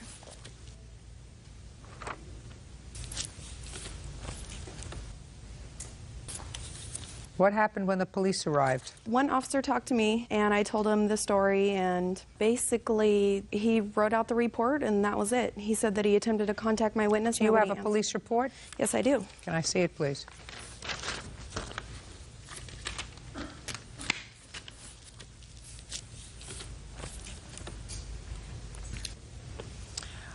You were cited for an improper lane usage. I didn't commit it. It was found non-committed. Did you have a hearing with regard to that? Yes, with extenuating circumstances. My witness was there to attend as well. What is your name, sir? Sonny Shaver. Stand up, please. Do you know the plaintiff? I never met her till that day. You were driving on the 3rd of February? I was the oncoming traffic, Your Honor. Show me where your car was. I was here. This island stops and, like he said, becomes 2 double yellow lines that narrow down back to a 4-lane street. When I saw him, she was behind him. He went about halfway into this lane with half his car. Then all of a sudden he came back and she dived to the left to avoid him, and I thought, oh, going to get hit head on here. She slammed on the brakes then and cut it to the left. He cut it to the left across the double yellow line and stopped, and she hit him. So I drove around the block and said, I'll be a witness for you. And you gave her your name? Gave her my business card. And you did come down with her to testify on her behalf? Yes, ma'am. It was very nice of you. Well, I saw she rear-ended him, and that's almost always automatically her fault, and I felt it wasn't, so. And you and Miss Pinchuk didn't know each other? No, ma'am. That's totally false. I had no reason to turn. I was a mile down my road. She was reckless driving. I was trying to avoid her. Well, I'm looking at you, Mr. Azure, because Mr. Shaver doesn't know the plaintiff, right? I can't tell you. And when you stopped, did you see Mr. Shaver there that day? No, he was not there. Did you see him? He was yelling at me, some foul things. No. Really? Yes, ma'am. Nope. He told me, you can't frickin' stop in the middle of the road. And So, just a second, Mr. Azure. Mr. Azure. Shh. Mr. Azure, you just said you didn't see him there that day. Well, how could you tell me that you didn't see him there that day, and then 2 seconds later tell me what he was yelling at you? Judge Judy continues in a moment. I do not believe that it was him. There was a guy there. Listen to me. That was him. He Was didn't it? Yeah, it was him. No, there was a guy that didn't want to wait for the police officers. Listen to me. It was him. And later today, He didn't steal the car keys. He didn't grab them out of her pocket. She was drunk. He was drunk. They're just lucky they're not dead. real cases, real people. Judge Judy. Bobby Pinchuk says fellow motorist Charles Azure owes for an accident caused by his reckless driving. Charles claims the accident was Bobby's fault. All right. Now let's get to your counterclaim, Mr. Azure. I'll hear you. There was a blonde-haired gentleman. I do not believe that it was him. There was a guy there. Listen to me. That was him. He Was didn't. it? Yeah, it was him. No, there was a guy that didn't want to wait Listen for to the me. police officers. Listen to me. And he took off. Listen to me. It was him. Let's just get to I your never talked to him. counterclaim, sir. Okay. After this accident, I just had surgery on my knee, and I'm in criminal justice at the Spokane Community College. I have no reason to jeopardize my career. My knee went into the dashboard, and it swelled up my knee. I got the doctor report, and I took it to my instructors at school, and they put me on hold. They ended up giving me a Z grade. What does that have to do with this accident? Because my knee swollen, because I got injured in there, and I couldn't pursue my criminal justice. They put me on hold. They said I had to get doctors. I can't get released from the doctors. I've had 4 surgeries on my knee, Your Honor, and... Did you have any surgeries on your knee after this incident, sir? No, I had it August 29th, 04. The last one was The last in one August. was The last one was in 10/29/04. August. Okay. Well, Just maybe like you're 4 months prior to this Maybe accident. you're in the wrong... You're pursuing the wrong career, sir. I'm not going as a police officer. We're opening a bail bonds company, and we're going to pursue that. You're going to be a bail bondsman? Yes, ma'am. Very good. All right, Mr. Azure. Are you going back to school for They criminal let me justice? back in. I just had my appointment with the dean on May 5th, and they said I can go back in I'm very in September. Glad. Okay. Who is this person? This is my wife, Joni. What does she have to do with this case? She's the one that took me to the hospital, saw my knee, how it swelled. I had to be in a neck brace. I had to wear my splint again. I had to use crutches. Just for my own information, sir, did you speak to an attorney about these injuries? Yes, I did. And did the attorney take your case against No, Ms. he Pinchuk? didn't. Because he said I had a pre-existing knee injury. That plus a couple of other things, Mr. Azure. One of the things that would be death to your case is this gentleman right over here. Because he's known as an independent witness. he is absolutely correct when he says that when someone rear-ends someone else in their car, unless there are really extenuating circumstances, it's always your fault. Those are the facts. You understand that, Mr. Asher? Yes, her insurance... Unless, Mr. Asher, you have an independent witness who says that you were driving recklessly. That's what he says. And he's got no axe to grind. He took a couple of days off from work. He actually came back to a scene of an accident where most people would just keep going. I never seen him, Your Honor. Well, maybe you just heard him. And there is no question in my mind. Listen to me, I'm speaking. Okay. There's no question in my mind that he was there. There's no question in my mind that he chose to come back to the scene of the accident because he was concerned that Miss Pinchuk would be blamed for the accident because it was a rear-end hit. He took the time after she contacted him to go down and testify before the administrative law judge at the hearing regarding the ticket. The ticket was dismissed, as is your counterclaim, sir. Judgment for the plaintiff for the amount of damage to the car, $1,400. Thank you very much. That's all. Parties are excused. You may step out. She found that I was at fault, but I just don't feel that I was. It was his fault. He knows it was his fault, and that's what he gets for trying to lie. She was totally out of control, calling me every name in the book. At the point where he realized that I was cussing him out and I was honking my horn, I need to get back over, that's when he got mad. On her cell phone, driving right behind me, she was so close to my bumper, I could see the whites of her eyes. Cell phone doesn't have anything to do with it. I'm a multitasker. I'm excellent. Whatever. Don't be mad because you lost. And now the next case. All parties in the matter of Spandy versus Gretha, step forward, please. Computer operator Tim Spandy is suing his daughter's former friend, 18-year-old event coordinator Tom Grether, for wrecking his wife's car. Tom says he was driving because Tim's daughter was drunk. Mr. Spandy, this your daughter? Yes, it is. Your daughter was driving your car? No, she wasn't. Whose car was she using? It was my wife's car. So your daughter was driving your wife's car with your permission. She goes to a party or some sort of gathering, and this young man was there. She got too drunk to drive home. She asked him to drive home. He was also drunk. That's he correct. totaled the car. You want him to pay for the car. Yes, that's correct, ma'am. And Mr. Grether says, well, he has certain responsibility. He doesn't have total responsibility. Your daughter has partial responsibility. Okay. When was this party? February 13th. At a house? Yeah. Did you know Mr. Grether before the party? Yes, I did. Okay. How much did you drink? I think I had like 4 cups of beer. Why did you drink if you were driving? I was planning on staying over. So why didn't you stay over? Because there's some drama about missing pieces, and then all of Missing pieces? What? Bongs. What is that? Stuff you smoke marijuana out of. Oh. There was drama about some drugs. Yeah. What kind of drama was there about drugs? One kid accused one of Tom's friends of stealing piece. So there was some drama, so you wanted to go home? Well, because all of Tom's friends were leaving, and Tom invited us to the party. We didn't know the people whose house it was at, so we all decided to leave and go back to Tom's. And you were too drunk to drive? Yeah. So you really didn't have good judgment? Yeah. What about Tom? Well, my friends said they gave him a drunk test and see if he could walk a line and if he had slurred speech, and he said he stopped drinking 2 hours before that.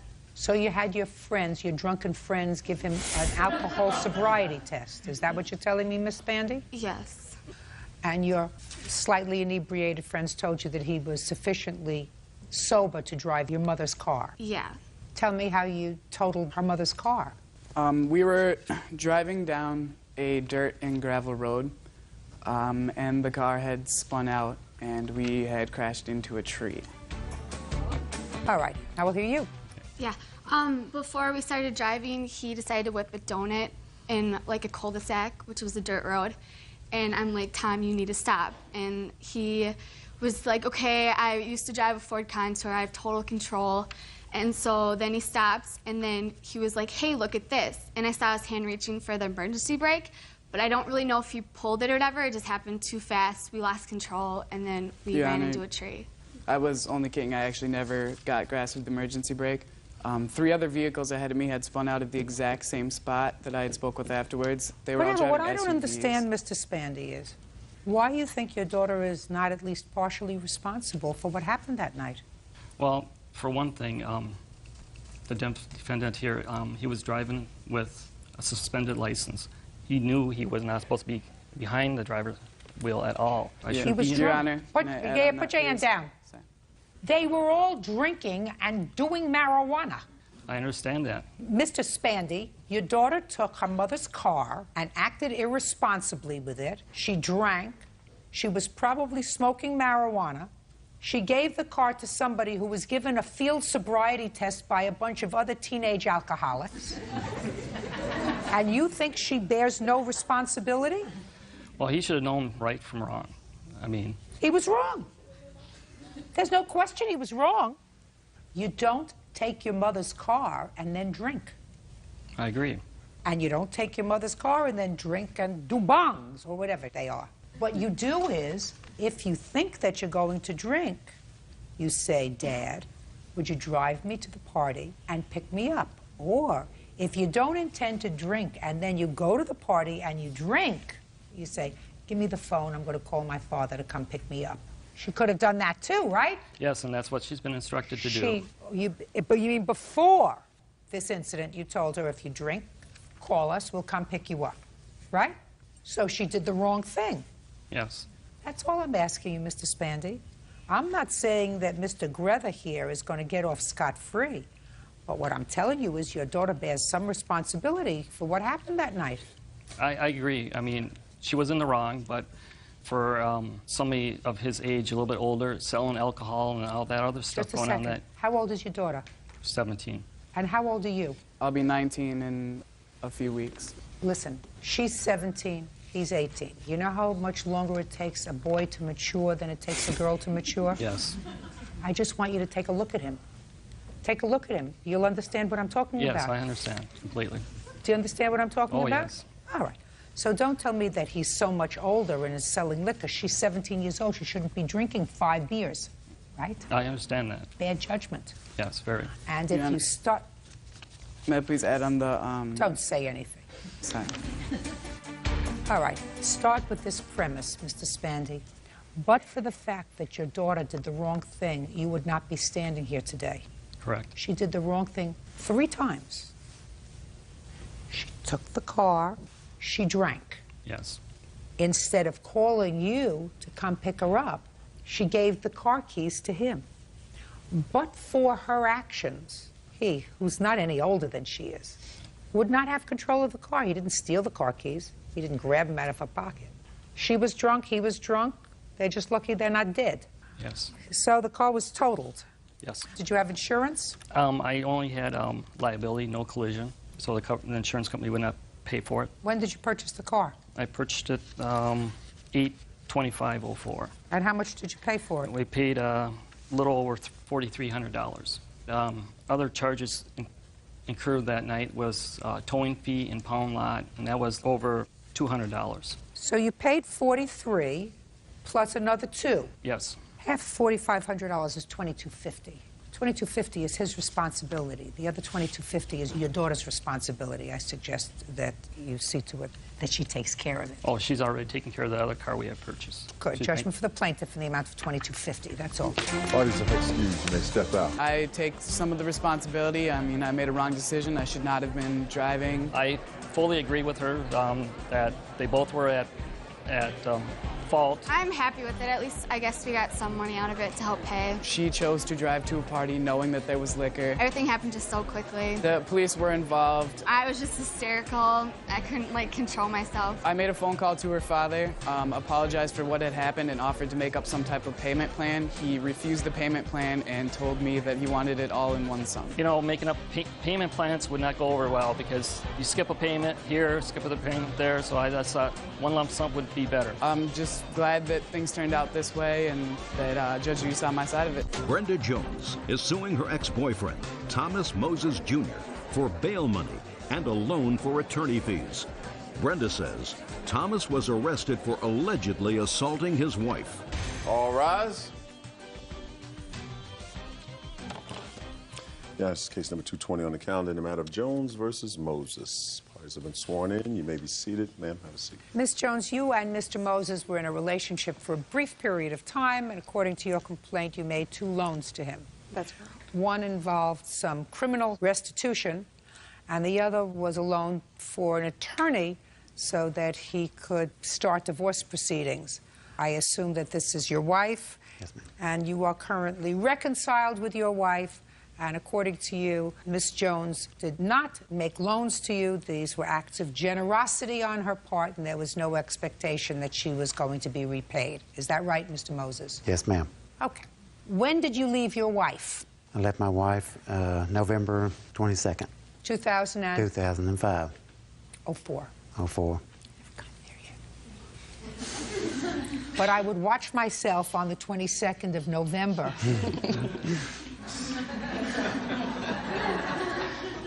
And when did you meet Miss Jones?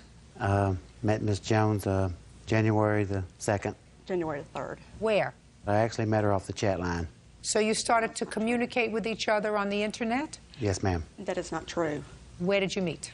My car was broke down when I was coming out of the tanning bed at a strip mall, and he was coming out of a little place called Deals. And I asked him, would he give me a boost? He said, yes, I don't have jumper cables. I said, I do. And he asked me, was I married? I said, no. Are you married? He said, no. And it kind of So took that's off. how you met? That's how we met. And then you started to communicate on the internet? No, we started communicating on the telephone. Is that right? Telephone come from the chat line, yes. And we actually met. That was our meeting place at Deal's parking lot. Did you first meet her at Deal's parking lot, Mr. Moses, when she asked you for a jumper? I met her there, but I talked to her on the chat line. Before? Before. Really?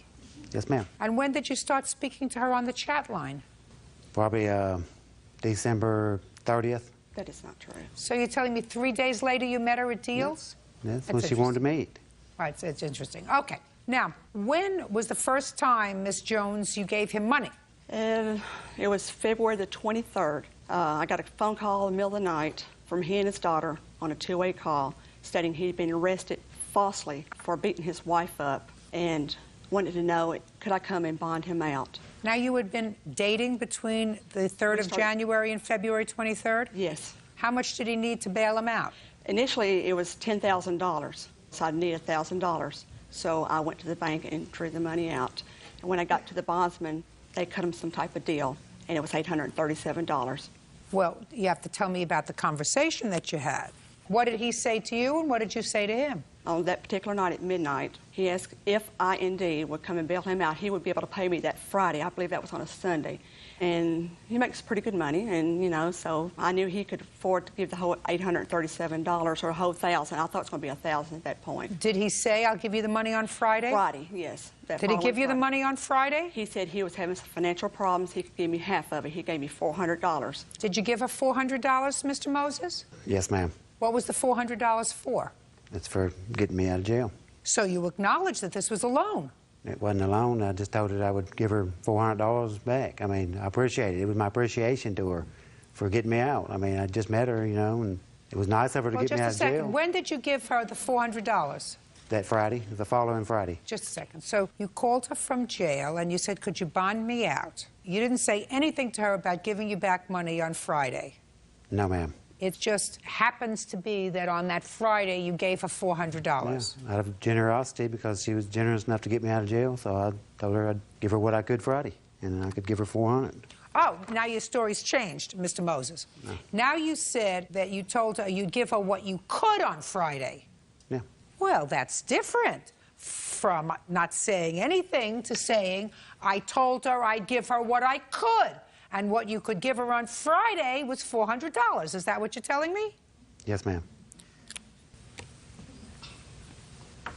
When was the next time Mr. Moses needed money? It was about 4 weeks later. He told me he had a... Just a minute. Between that Friday and 4 weeks later, you mean he didn't give you any more money? He gave me $150, $50 increments. When? Actually, the first payment was $517. No. Just answer my questions. Now you say that he gave you money in $50 increments, another $150. Was that over the next 4 weeks? No. There was no money exchanged between the initial loan and the second loan. That's what I want to know. So tell me what happened 4 weeks later. Well, when I met him, he told me he was not married, okay? Or make that clear. Then I find out that he's got a lawyer that he's dealing with that's no account, okay? So he says he's not helping him, he's not helping him to get his kids. His wife is not taking care of the children. He needed his kids desperately. And he knew I had some money saved up, okay? That's my first probably major mistake. And he asked me if I would help him get this new lawyer, put the $1,000 retainer fee. Once his divorce was final, his kids was in his home and they were stable. His financial situation was stabilized. Everything would be on target and he would be able to... The check's in the mail. Right. So you gave him $1,000? I wrote the $1,000 to the lawyer. Is that right, sir? Yes, ma'am. She had pushed me into divorcing my... Well, explain that to me. How did she do that? Well, first of all, I never lied to you about being married. I told her I was married and had 4 children and I was going to get a divorce. That was my goal, to get a divorce. You were going to get a divorce because your wife was a very nice person? I was going to get a divorce because we had some marital problems. Well, some marital problems doesn't always talk about divorce, Mr. Moses. Did you actually come here thinking that you were going to run circles in this courtroom? No, ma'am. So you told Miss Jones that your wife wasn't caring for the children? I did. That you needed to get custody of your children? I did. I needed them. Because your children were at risk with your wife because she wasn't taking care of them? My mother was watching them, actually, at my mother's house. No, they were running back to... My mother was watching them at... Were they watching them because your wife has problems? She was watching them because my wife was, yeah, she had problems. Put your hand down. What kind of problems did your wife have? She just had, like, No, look at my face. Oh. What kind of problems did your wife have, Mr. Moses? She had boyfriend problems. I mean... Drug. Did you tell the plaintiff that your wife had a drug problem? Yes, ma'am. Karnak. Judge Judy continues in a moment.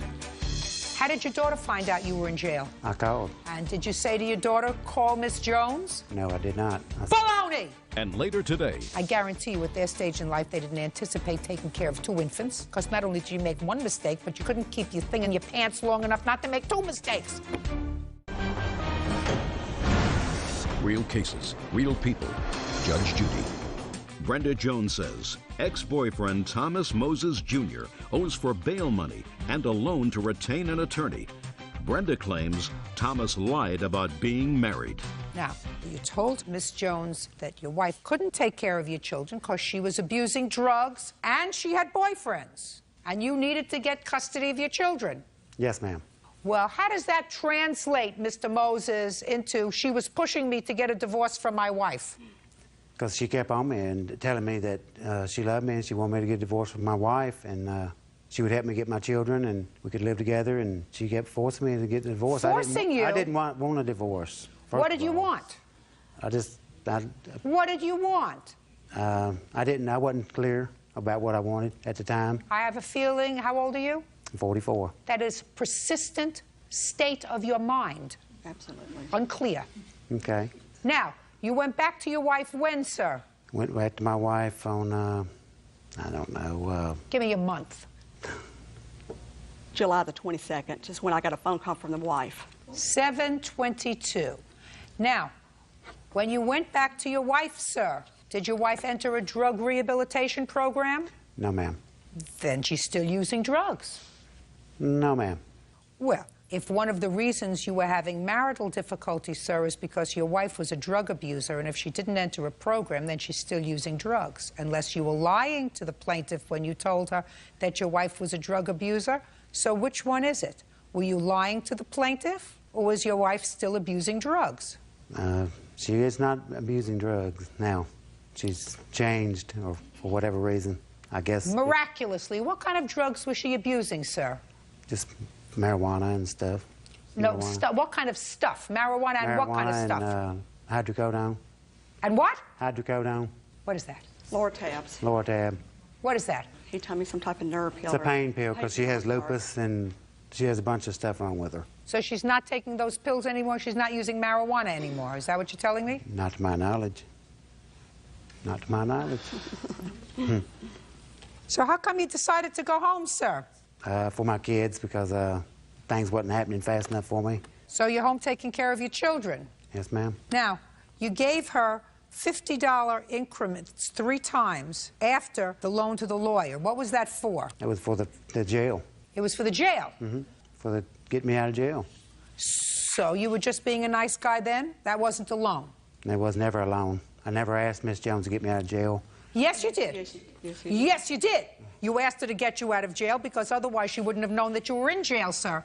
No, my daughter called her. How old is your daughter? 18. How did your daughter find out you were in jail? I called. I called my house because my house. You called your house and you spoke to your daughter. And did you say to your daughter, call Miss Jones? No, I did not. Baloney! I did not.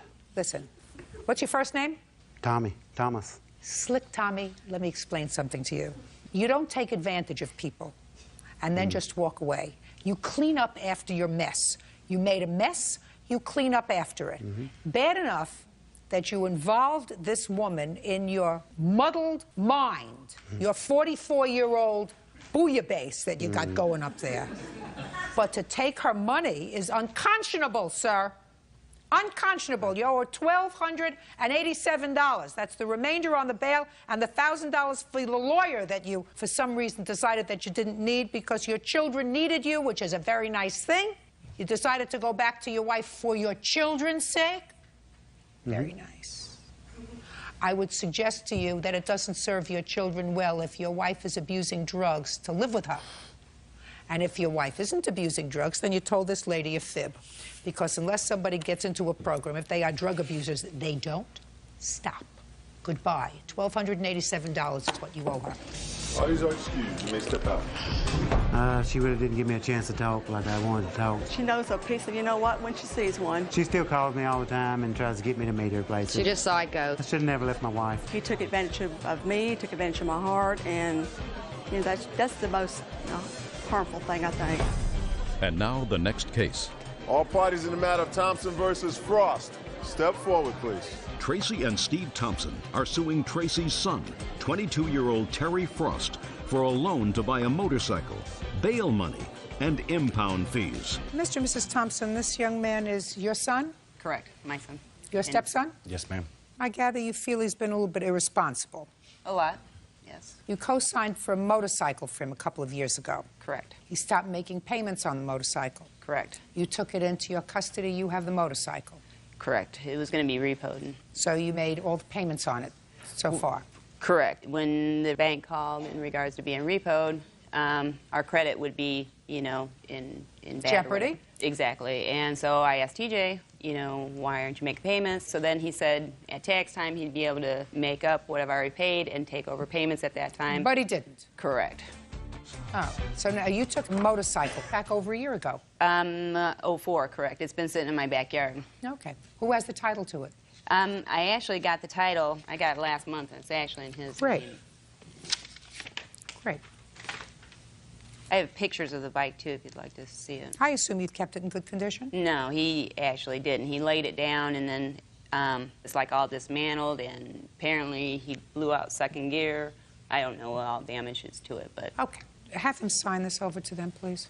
Your Honor, I really don't want the bike. Then you shouldn't have signed for him. You shouldn't have taken it back over a year ago. When you took it back over a year ago, madam, what you should have done is gotten it, sued him, and come to court immediately. You know, now what you have to do is you have to sell it, and if there is any shortfall between that and what you owe on the bike, you may be able to sue him again. But right now, you have to take the bike and you have to sell it. Now let's talk about the bail. You bailed him out, again, over a year ago. Yes. Tell me how that came about. He called one night. He had gotten a DUI, and I went down the next morning and bailed him out of jail. When was that? Late of 03. In 2003? Yes. So 2 years ago. Yes. When did you co-sign for this bike? In 2002. And what was he driving in when he had a DUI? Another car of his. Did you call them? Yes. Did you tell them you were going to pay him back for the bail? I just asked him to bail me out of jail. And they did? Yeah. Were you working? No. How'd you expect him to pay you back? Whenever he got a job. There are loans, and then there are what we call great expectations. I would assume that when he called you and said, I'm in jail, come and get me out, you said, I'll be right down. Right? Not quite, but What did you say to him? I reluctantly went down. Right. Because you love her. No, actually, I was not going to bail him out because that was Oh, his that would have been very second time smart. out. I wouldn't have bailed him out. Well, and then he Maybe, felt sorry for him. And this then was in he bailed him out. 2003. How old are your children? 2 and 8 months. Oh, at least he might not have had one. He makes a lot of bad choices. Correct. Isn't that right, sir? I guess, yeah. What do you mean you guess? How old are you? 22. You're 22 and you have 2 children. Yep. And how old is the mother of these children? 21. And where does she live? With her mom. And where do you live? With my aunt. That sounds like a wonderful family. Now, you hesitated for a moment, Mr. Frost, when I said you've made some bad choices. Let me explain to you what you've done. In your short period of time, you've probably screwed up their credit. Are they rich people? No. Well, you stuck them with a motorcycle loan, right? Right. You stuck them with your bail, right? You stuck perfect strangers with taking care of 2 babies. That's your girlfriend's parents that she's living with. Mm-hmm. Right? Because I guarantee you at their stage in life, they didn't anticipate taking care of 2 infants. Because not only did you make 1 mistake, but you couldn't keep your thing in your pants long enough not to make 2 mistakes. And you say to me, you have a question as to whether or not you made mistakes? Yeah. You have a question? No. So you could have avoided the whole thing by saying, you know, I was a dumb kid. Okay. Dumb kids make dumb kid mistakes. They don't make babies. Right. Not 2. Who do you work for now? That's not a question that requires a lot of thought. You have 2 babies. For Thompson Tile Maintenance. You work full-time or part-time? Part-time, and I go to school full-time. Where do you go to school full-time? Davenport University. What kind of school? I'm going for medical. You want to be a doctor? Not a doctor. A nurse. Thank God. Do you see your grandchildren? I do now. There was a period that with this loan, I didn't see him for about 7 months or something like that. And then he had his second baby, and I ended up going to the hospital and seeing the baby. And, you know, he has since told me, you know, him and his fiance are paying off her parents some money. And I think he owes me this money for this bike because I don't want this bike. I want him to pay me for this bike because I didn't want the bike I think that morally he should do that. Yes. I just told you the legal result of what's going to happen here today. Right. If your son chooses to take the moral high road, that's up to him. You paying the maternal grandparents of your children some money? I'm not. My fiance is. For what? I don't know, whatever they loaned her. What do you spend your money on? He Baby gives it to her. Shh. Well, that's good. Right. No, I agree. That's She's good. a That's blessing. fine. She's a blessing. That's fine. Somebody's got to support these babies. She's a blessing. She keeps things straight. So you give her money? Yeah. How much? My whole check. And what do you give to your aunt? Nothing. Mr. and Mrs. Thompson, put a lock on your checkbook. Right. Yes, Done ma'am. did. Good. Goodbye. I just don't excuse. You may step out. When you owe people money, you've got to pay them back. It's an integrity. I do feel I owe her money. And I plan on giving her money. It's drove a little wedge in between them. Maybe a couple years of just getting over it. Yeah, right. Motivational speaker Carolyn Boone is suing her former lover, Pepe Hibbert, for money loaned and storage fees. Carolyn says Pepe conned her. That's case number 181 on the calendar, the matter of Boone versus Hibbert. Parties have been sworn in, Judge. You may be seated. Ma'am, have a seat, please. Miss Boone, you claim that Mr. Hibbert owes you for a series of loans that you made to him in order to help him relocate to another city. In addition, he stored his car or truck or SUV in your home, and you want him to pay storage fees for that. Okay. So you met, and at some point, he asked you out. You went out for dinner, you went out for a movie, you went out for a drink, you went out for something, or did he just initially ask you for money? No, it was a 3-day period, kind of a whirlwind romance, if you would. The way he got to my house was by telling me that he was interested in buying one of my cars that I had for sale, that he wanted to come see it. He also said he was a licensed mechanic and could check out this car I was test driving. He tried to get me to go out with him that night. You're talking too fast. Okay. I'm not interested in the social aspect, Okay, madam. right. I'm interested. You met him on January 6th, when for the first time did he ask you for money? 3 days later, he informed me that the next day he would be moving to the state of Georgia to go to seminary. He said he needed money to get to seminary, that it was a big move, it was a long way away. And I asked him how much. He said $2,000 or $3,000. So I told him that I would be able to loan him too. Normally, I don't walk around with that kind of cash, but I had just cashed a check from a sale of a business that my family owned. Had you told him about that? I had showed him a cashier's check for $17,500 from me to me. Oh, Miss Boone, I know. what a mistake. Yeah, I learned you don't do that. How much money did you give him? I gave him $2,000 in cash that day. The next day he said he... Your Honor, the fact of the matter is... Don't tell me what the fact, just tell me about the $2,000. Miss Boone wanted to get into a relationship with me from day one. Good. Start day one, January 9th. You took $2,000 from her, is that correct? She gave me the money as a down payment on my vehicle. Down? No. Oh, shh, shh, shh. Just a second. Just a second. Shh. Just a second. She gave you $2,000 as a down payment on the car. Yes, Your Honor. How? Don't say anything, Miss Boone. How much was the total price of the car? I told her that I was selling the car for $6,500. I'm going to ask you questions, so you're going to have to be really quick with your answers. No problem. Mr. Hibbert, No I want to tell you problem, something. Your You think you're smart? Between him and me, you're a kindergartner. I want you to trust me on that. And you don't want to appear foolish here, do you, Mr. Hibbert? No, Your Honor. Now, what kind of car was it that you were going to sell her for $6,500? A 1994 black BMW 325 IS, Your Honor. Salad free bill. Shh! Now, so she gave you $2,000 down payment. Yes, Your Honor. Did she ever purchase the car? No, ma'am. Okay. No, Your Honor. So you never gave her title to the car? I let her hold the title in good faith. I did not sign the back, Your Honor. Okay. Do you have the title back? She didn't want to give it to me back, Your Honor. Do you have the car? No, Your Honor. Where's the car? I sold it, Your Honor. How much did you sell the car for and to whom? $5,000, Your Honor. To whom? To... You're making it up as you're going along, Mr. Hibbert. No, Your Honor, I'm not. Yeah. It's an individual in Atlanta, Georgia that I sold the vehicle to. Name? Her name is, Yeah. I mean, I didn't know He it. doesn't get it. I don't know it. Right, You told him. Right, I told him. You told him. I told him. Who are you ministering to, Mr. Hibbert? I want to know who you're ministering to, sir. Who am I ministering to? Yes, you're a minister, aren't you? Yes, Your Honor. I want to know who you're ministering to. Currently, no one, Your Honor. That's a very good thing, Mr. Hibbert. That's very, very good.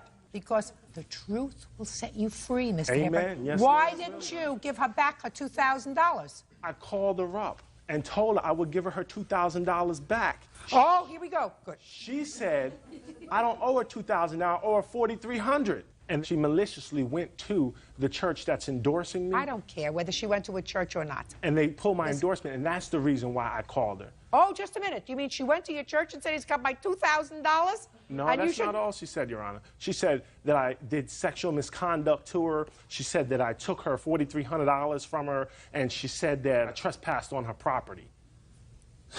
You're not supposed to take advantage of people, Mr. Hibbert, if you want to be a minister. I'm not taking advantage of anyone. Because in January, you should have sent her back her $2,000. In February, you should have sent her back her $2,000. You took her $2,000. Isn't that right? I loaned him more than that, and it wasn't Just a second. Listen, did you hear what I said to him? Yes. About giving me an upfront? Yes. All right. Did you have a discussion with him about buying his BMW? No, I've always driven hand-me-down Cadillacs that my father would give. I'm a Cadillac person. And I have a 2002 Cadillac that I'm buying right now. Okay.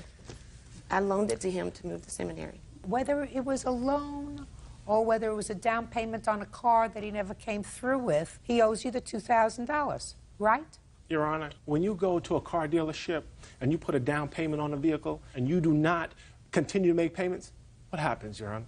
You took the car. They come and take the car from No, you, and you took out the of your car. money. You took the car Yes, to Georgia. Your Honor, I did, and she knew this up front. She knew that that's what I was doing. He doesn't owe you anything for storing his car in your carport. Okay, he said he was going to get it in 1 week. He came back 4 months later to get it. What I'm telling you is, you could have gotten a tow truck to tow it out, send him a letter, say, if you don't get it out of here in 5 days, I'm getting rid of it. But that kind of favor does not turn into a contract just because you don't want the car. You don't want the car, they call the garbage man, let him take the car. You don't get storage fees. Do you understand? I understand what you're saying. Very good. Now, tell me what happened, sir, about this business where you were arrested for trespass. Once I found out that she went to the church and told the pastor these felonious stories, I then went to North Carolina to get my truck. Now, once I was at the mechanic waiting for my vehicle, the police roll up and arrest me and take me to jail, saying that they have... Can I see a copy of the complaint? Yes, Don't Your raise Honor. your hand, Miss Boone. Right here, there's the warrant for arrest, and here's the court where they dismissed, gave me a not guilty charge on that, Your Honor. That's not what it was about. Okay. Date of the offense, it says here, was February 6th, 2005. What happened on February 6th, madam? We had a big argument. I was telling him to leave. He would not leave. The only way I finally got him out was to say, okay, I'm leaving. We're both going to walk out. And we did. I'm not getting the trespass, madam. Okay. They informed me that the magistrate Don't tell me what the magistrate... Okay. I'm asking you, what conduct of Mr. Hibbert's did you complain about to the police? He was blocking my door, and it was pretty scary at the moment. It was making me anxious. And then, listen to me, subsequently, the same night, you got back together again. Yes. Was there any other conduct by Mr. Hibbert after that, where you told him to leave, he was blocking the door and he didn't leave, that you reported to the police by way of the trespass? No. That was it? Yes. And when did you report that to the police? The day that I filed the monetary charges, he was already in custody. And it was May 27th, I think. Right. Okay. It was May 27th. So what you're telling me is you had this argument on February 6th, wherein you fought with him because he didn't come back. He was supposed to come back, and he blocked the door, and that was a trespass because you were told him to leave. You ultimately both left together, and then later that night you reconnected and got together. Yes. You didn't report that to the police February 6th, 7th, 8th, 9th, the month of February. Right.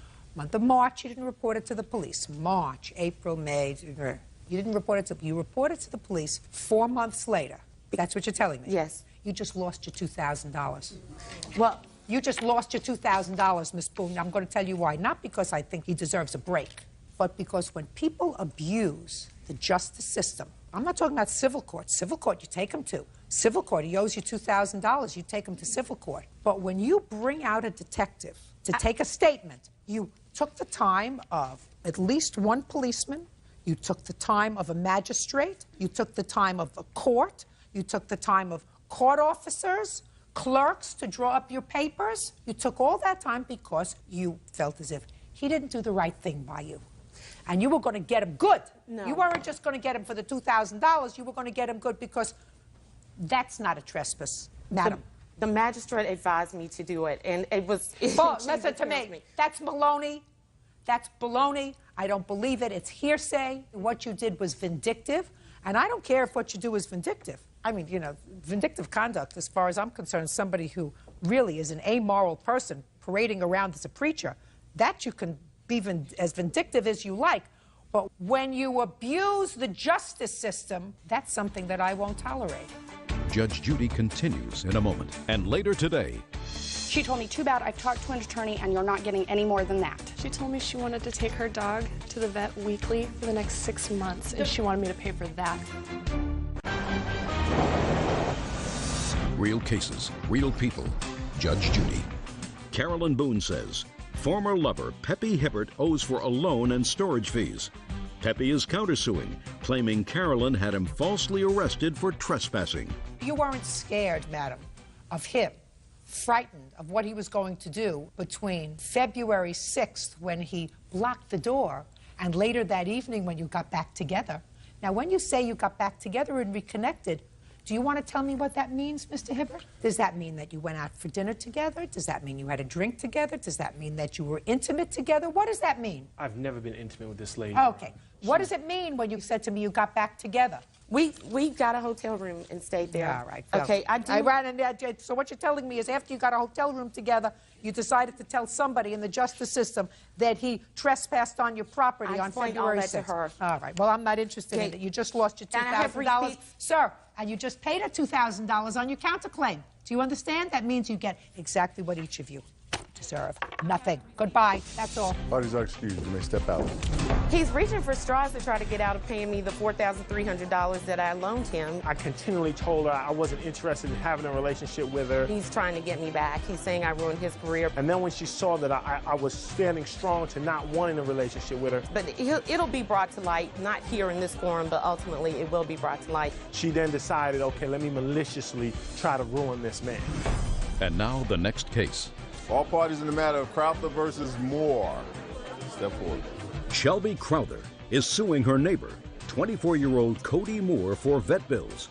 Shelby says Cody's 6-year-old son, Caden, threw her dog in the air and broke his leg. According to your complaint, Miss Moore's little boy, the 6-year-old, was in your backyard where your dog was playing. He was invited over by your son, who is a couple of years older. How old are you? 8. Stand up next to your mother. I have a few questions for you. Tell me your name. My name's Cody. Cody, do you know this little boy's name? No. What's your name? Caden Moore. He does know my name. Caden Moore. Yeah, when we were at daycare. Caden. Okay. Is he your neighbor? Yes. Remember that day when your dog got injured? Say yes. You remember? Yes. You have to answer my questions. Were you playing in the backyard? Yes. Did you invite him to come over in your backyard? No. Did you offer him a lollipop? Yes, but I put it through the fence. Did you offer him a lollipop? Yes. And did he take the lollipop? Yes. Did he come around in your backyard? No. He was never in your backyard? Yes, but... How did he get there? Climbed the fence. And what happened when he got there? He started playing for a little, then he picked him up and threw him up in the air and broke his leg. What did you say to him when he did that? Nothing. What did you do? I picked up Gizmo. And where did he go? My mom told him to go back home. And he did. And you took your dog Gizmo to the doctor? Correct. And he had a broken leg? Mm-hmm. Right. And you want Miss Moore to pay for the vet bills? Correct. I'm listening. I did not become aware of the situation until she had come over to my house to let me know what was going on.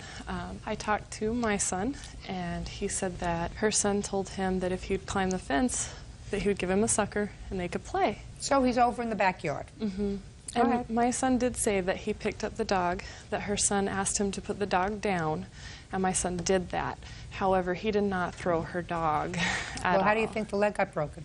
I believe that he did drop her dog. A dog that weighs 4 pounds has a leg like a toothpick, so I'm sure it did break. That's, I believe that. So either way, whether he dropped him or threw him. I offered to pay the bills. I gave her my cell phone number. I asked her to please call me when the dog was done so that I knew what was going on. She's my new neighbor. I just moved in. So what was the problem?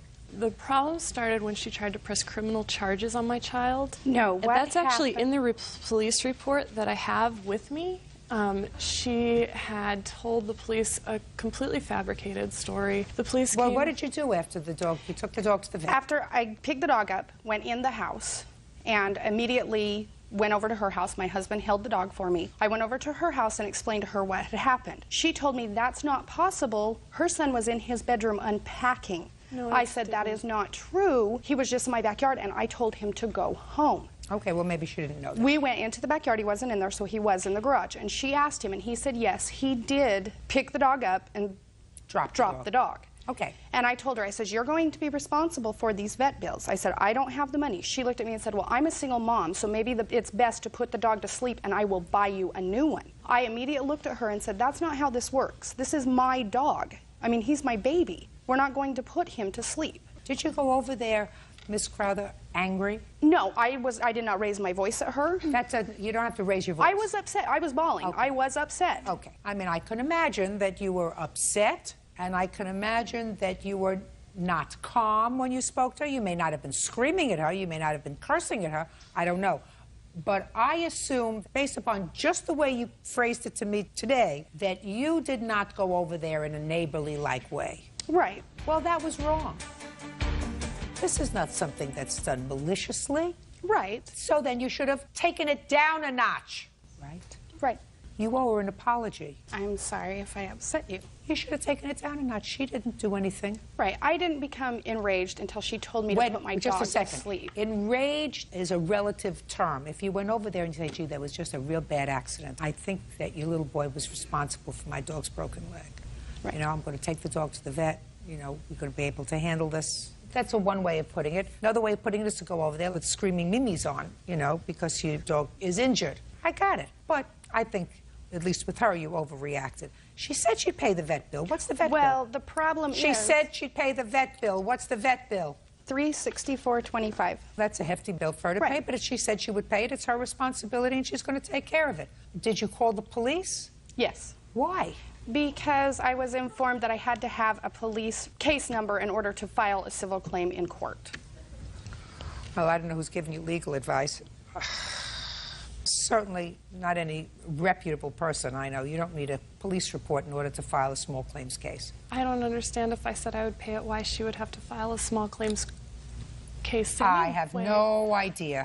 I have no idea. She was only going to pay the initial bill. She told me she would not pay to have the cast removed. She flat told me, I'm only going to pay the $299. And I says, what about the remaining cost? She told me, too bad, I've talked to an attorney and you're not getting any more than that. Actually, she told me she wanted to take her dog to the vet weekly for the next 6 months, and she wanted me to pay for that. The vet required that he come in every week to have the cast looked at so that it didn't get infected or anything happen. The whole bill was $364.25. Judgment for the plaintiff, $364.25. When you have a new neighbor, you try to handle things reasonably. She seems like a nice lady. Now you're at odds with each other and you share a backyard. That's terrible. And you have two kids who would probably play very nicely together. You know, they're two nice little boys. See if you can go have a cup of coffee together. It would probably be a very good idea. You're going to live there for a long time?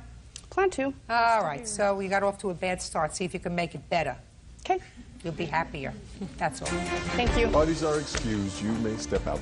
She told me she was a single mom and there was not a lot she could do, and I feel bad for her. I offered to pay the bill when it happened because I realized that accidents happen. But if you're going to have children, you've got to be responsible for them. He's a small child. I'm his mom. You pay for things. I hope that we can be neighbors and our boys can play together. I don't think that it will go home with us. At least I hope not. Landlord Suzanne Brown is suing plumber Anthony Chance for harassment.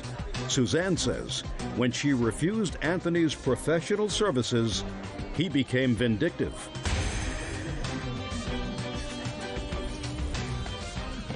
Yeah, this is case number 263 on the calendar in the matter of Brown versus Chance. Parties have been sworn in. Your Honor, you may be seated. Have a seat. Miss Brown, you own a building. Yes, I do. And one of your buildings had a leak. According to your complaint, you looked in the yellow pages and you found a plumber, the defendant, and asked him to go over and take a look and see what the problem was. So far, is that about right? That's right. He went over there and he called you and he told you what he thought the problem was and what it would take to fix it. That's correct. You paid him for his service call. You eventually found somebody else to fix the problem, paid him less money. And it is your claim that because Mr. Chance was angry that he didn't get the job, he harassed you in a vindictive way by going over and frightening your tenants, telling them that things were dangerous as a result of the shoddy workmanship that was being done in their building. Now, when did you have a leak in your building? That was July 17th. Who had a leak in their apartment? Terry James. Step up. Miss James, tell me what happened in your apartment on the 17th of July. I had a leak by the bedroom window. Near the bedroom window? Yeah, down by the floor, by the baseboard. Had it been raining that day? Nope, but the lawn man had watered and watered and watered, and he had forgot to leave the water on. So it was clear water that was coming through? Yes. And you called the landlord? Yes. All right, is that what brought you to the apartment, Mr. Chance? No, it's not. Well, what brought you to the apartment, sir? Well, Suzanne Brown gave us a call on the 17th, and we went out to the property and did an inspection of the property. When we entered the tenant's unit, we found that the tub was full of sewage. There was about... That's a lie, Your Honor. Shh, just a second. The bathtub? The bathtub. Was full of sewage? Was full of sewage. Is that right? No, not full of sewage. Is that right? That's a lie. That's a lie. There was no sewage in the tub at all. He wasn't even the man that came out. The man that came out, he ain't even here, I guess. Really? The man that came out walked around the house, went around to the front, got on the phone and called this man. Did he come at that point? No, he didn't. He never showed up. He showed Not up. that day? No. Is that right, sir? I was there on the 17th of July. I did not go in her unit. But Just a minute. So you didn't go into her unit? I did not. So you didn't see anything in her unit on the 17th of July? I saw sewage all around the perimeter of the outside of the building. You did not go into her unit on the 17th? I did not. Good. Do you have a copy of the receipt that you got? Yes, I from do. His company? He sent that to me. Okay. They say that in the front unit, they have water standing in the tub. Someone has inserted the word sewer water standing in the tub in this. This is the way you received it? Exactly. Okay. Now, when did you call somebody else? On what date? I had actually called, there's a plumber that I always use. I had actually called him. The problem was that when I found out about the leak, it was a Sunday, and he wasn't available, and I wasn't sure how big it was, and I wanted to fix the issue. Is this your regular plumber? Yes. Sit down. Step up, sir. Tell me your name. My name's Mike Howard. How long have you been working for the plaintiff? Oh, probably since about '02. You familiar with this unit? Yes. When did you go out to the unit? The day after, the Monday. Tell me what you found when you went out there on the 18th of July. The water from the sprinklers had went over the foundation and entered the home. That's a lie, Your Honor. Where had it entered the home? It had came up over the foundation and ran into the area that was wet. Carpeting wet? Yes. Around the baseboards? Yes. Did you find anything else wrong with the house? The bathtub had about, I'd say about 1.5 inches of water in it that just wouldn't drain. So the water that was standing in the tub was water that had been standing there because of a clogged drain? Correct. What did you use to clean out the drain? Snake. How much did you charge the plaintiff to do the whole job? $2,500. What did you charge her the $2,500 for? We dug a place approximately 2 foot wide around the perimeter of the home. It was 90 foot long, and we poured concrete in there. And what was that supposed to do? It stopped the water from entering the home at the foundation. You mean from the sprinkler system? It was just a hose, but yeah. What was the estimate that the defendant gave you to fix the problem? The defendant told me it would be $45,000 for him to come in and dig out the entire concrete floor, and that my tenants would have to evacuate the premises. And the problem was that nobody had actually done any tests. The defendant never actually did any tests. All they did was walk the perimeter of the property, and actually he didn't even do that. He had someone else do that, and came to the conclusion that it would be $45,000, that I needed to call my insurance company and make sure that I had him there, because the insurance company might not believe me, and that all three of us could meet and he could convince them that this is what needed to be done and get them to pay for it. Now, after you decided not to hire him and you decided to hire Mr. Howard? Correct. Tell me what you claim he did to harass you and your tenants. Well, on that Monday, when he had gone out and he had started working on it, when I came back that night, I had received numerous calls from Terry James, and I had 2 messages from Tony Chance. The first one said, I tried to run your credit card for the $69 service charge, and either you gave me the wrong number or I wrote it down wrong, and you really need to give me a call as soon as possible, otherwise we're going to have problems. The second message I got said that, I still haven't heard from you. You must be avoiding me. And by the way, I happened to go out to the property today, and I saw that you had some repairs going on there, and I just want to let you know that that was a really bad move on your part, and that now I'm going to have to contact the Sacramento Housing Authority and let them know what's going on over there. I'm going to put a full written report together to turn you in. And so to me, it was obviously, he was vindictive. I couldn't believe the message that I got. I was completely freaked out, and Terry said that he had been by there. Don't. Okay. Step up. You can sit down. Did Mr. Chance come back to the house? Yes, he came back on Monday. He spoke to you? Yes, he did. What did he say to you? Oh, my God. What is this? You mean to tell me they put concrete around the house? The sewage problem is not done. The pipes is busted. You guys are going to die. You guys need to get out right now. You guys should vacate the place. You guys mean to tell me you're not out of there? And then he came back on Tuesday and scared my son. Had my son all upset. Talking about we should have been out of there. We going to die. We go to sleep. We going to die. We should have been moved out of there. Okay. Since July 18th or 19th, have you had any other problems in your home? No, I haven't. Any other water? Nothing's wrong. Are you friendly with the other tenants? Yes, I am. Very friendly. Anybody else have any water problems that you know of? Nobody has any problems on the property. I guess you were wrong. I don't think so, Your Honor. I guess you were wrong.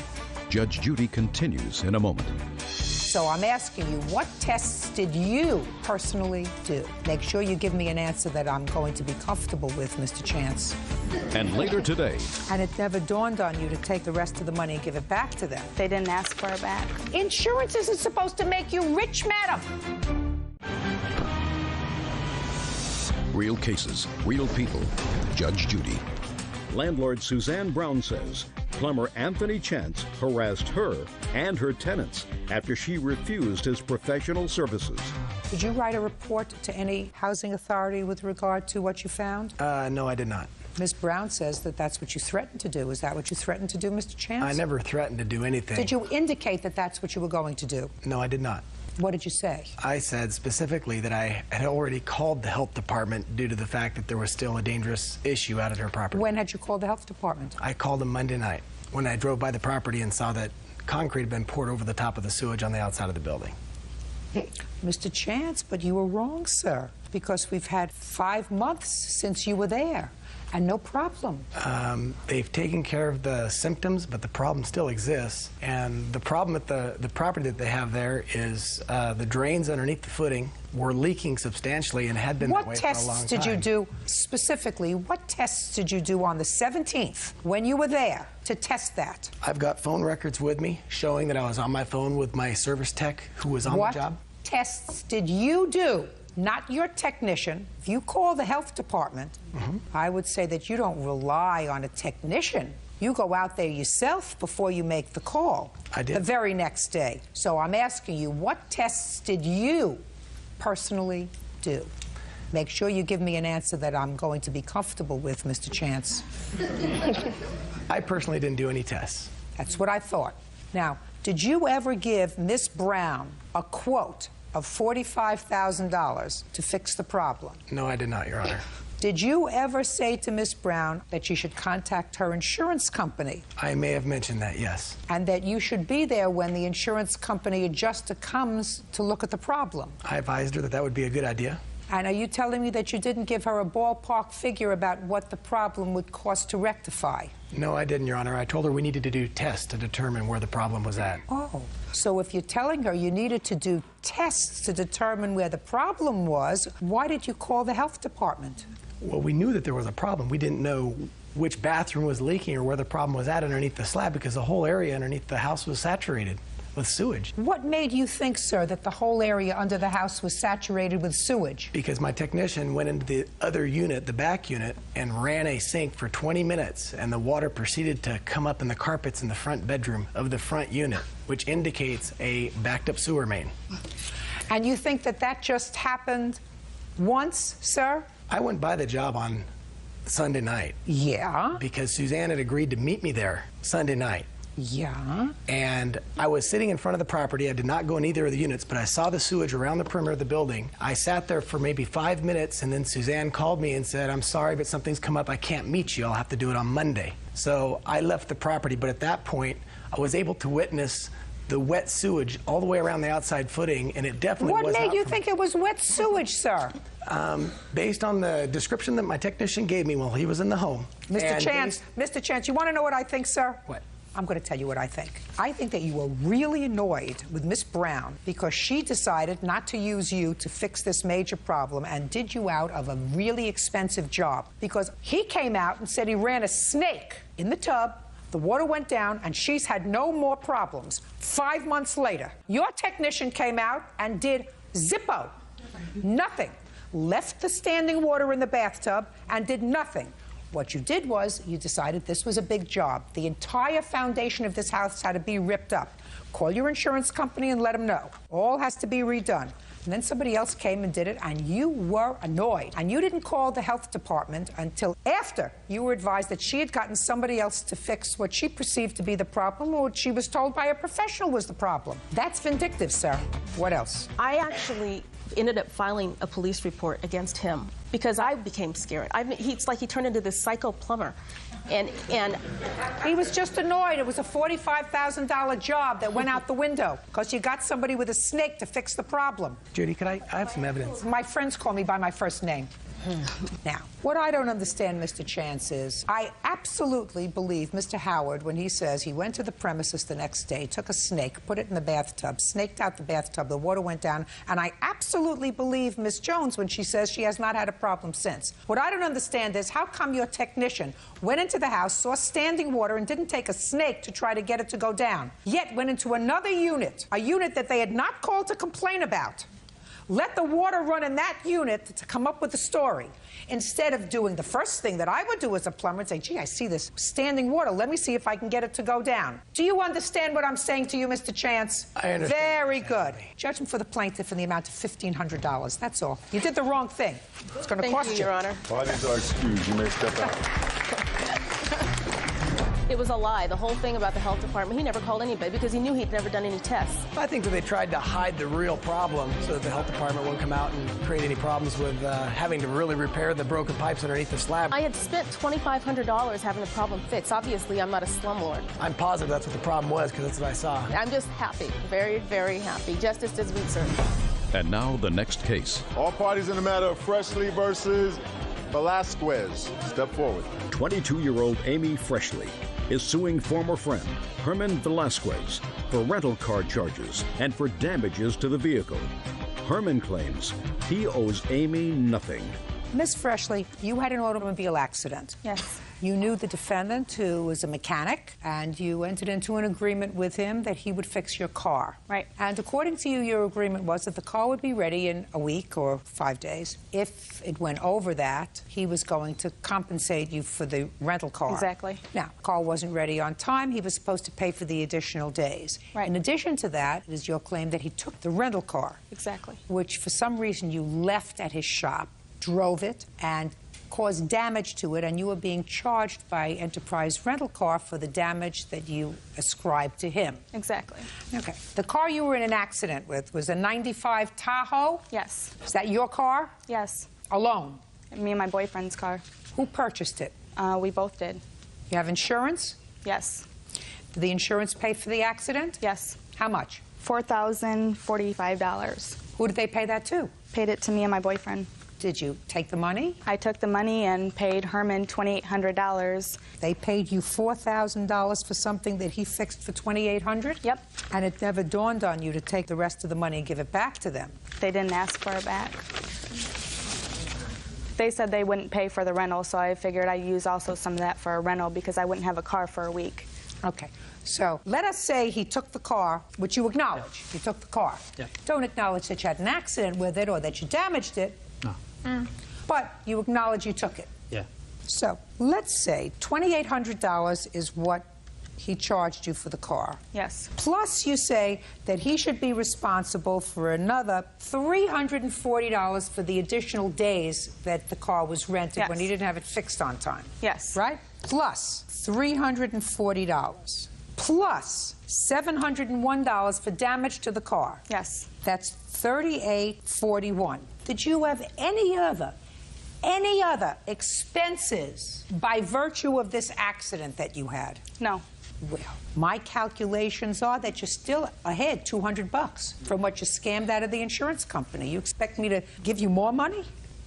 What are you looking at me? Am I speaking some sort of a foreign language? No, I just expected to be paid for a car that I rented, and he said he'd pay for the extra week. You didn't pay for the extra week. Your insurance company did. Think of it this way. On what date did you have the accident? March 29th? Yes. March 29th. On March 29th, you started off with a car that was in good running order. Yes. Right? And zero in the bank. On April 15th, you had $4,045 in the bank from the insurance company. Yes. 2 weeks later, you had your car back. You had rented a car, and you still have an extra $200 in your bank. Now, what you want me to do is give you the extra $200, plus you want him to pay you $1,100. Yes, I would. That means that at the end of this accident, you have your car and an extra $1,300. Insurance isn't supposed to make you rich, madam.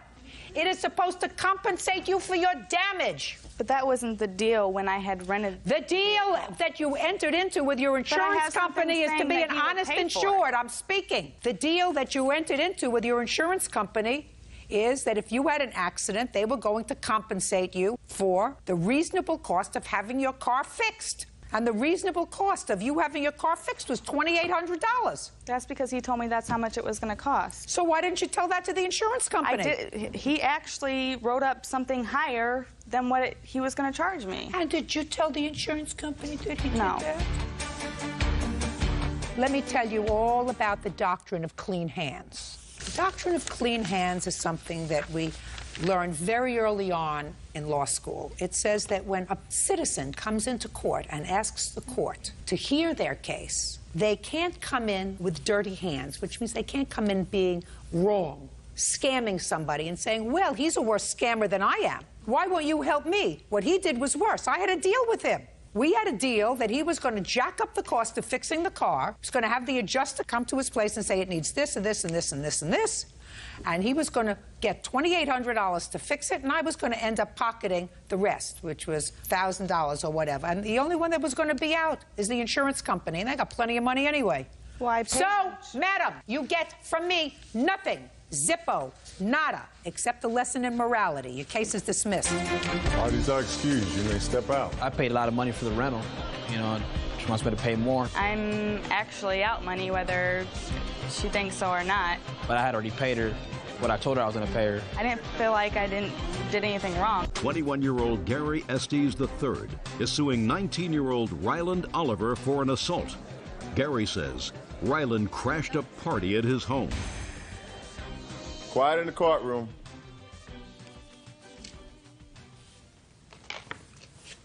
This is case number 223 on the calendar, the matter of Estes versus Oliver. Parties have been sworn in. You may be seated. Folks, have a seat. Mr. Estes, it is your claim that Mr. Oliver was an uninvited guest in your home and that he assaulted you in your home. Yes, ma'am. And Mr. Oliver, although he acknowledges that there were blows exchanged, says that he struck you in self-defense. You actually hit him first. And it is his claim that he was invited, not by you, but by someone else to the house. Is that right, sir? Yes, ma'am. How old are you? 19. You go to college? Yes, ma'am. Which one? Oklahoma City Community College. Could you try to speak a little slower? I'm old. Oklahoma City Community College. You live at home? Yes. And you, sir? I go to a community college in Cleburne, Hill College. I did go to University of Oklahoma until this happened. Is that why you changed schools? Yes. Did you have an apartment? I was renting a house from witness Mark's parents had a rent house, and we were renting it from them. How many people lived there? 3. Were you living there as well, sir? Yes, ma'am. Stand up. What's your name? Mark Williams. Are you scared? No. Kind of nervous. A little nervous. I'm sorry. Step over here. I have a couple of questions. Mr. Williams, this is your parents' house? Yes. Who was the third roommate? Christopher.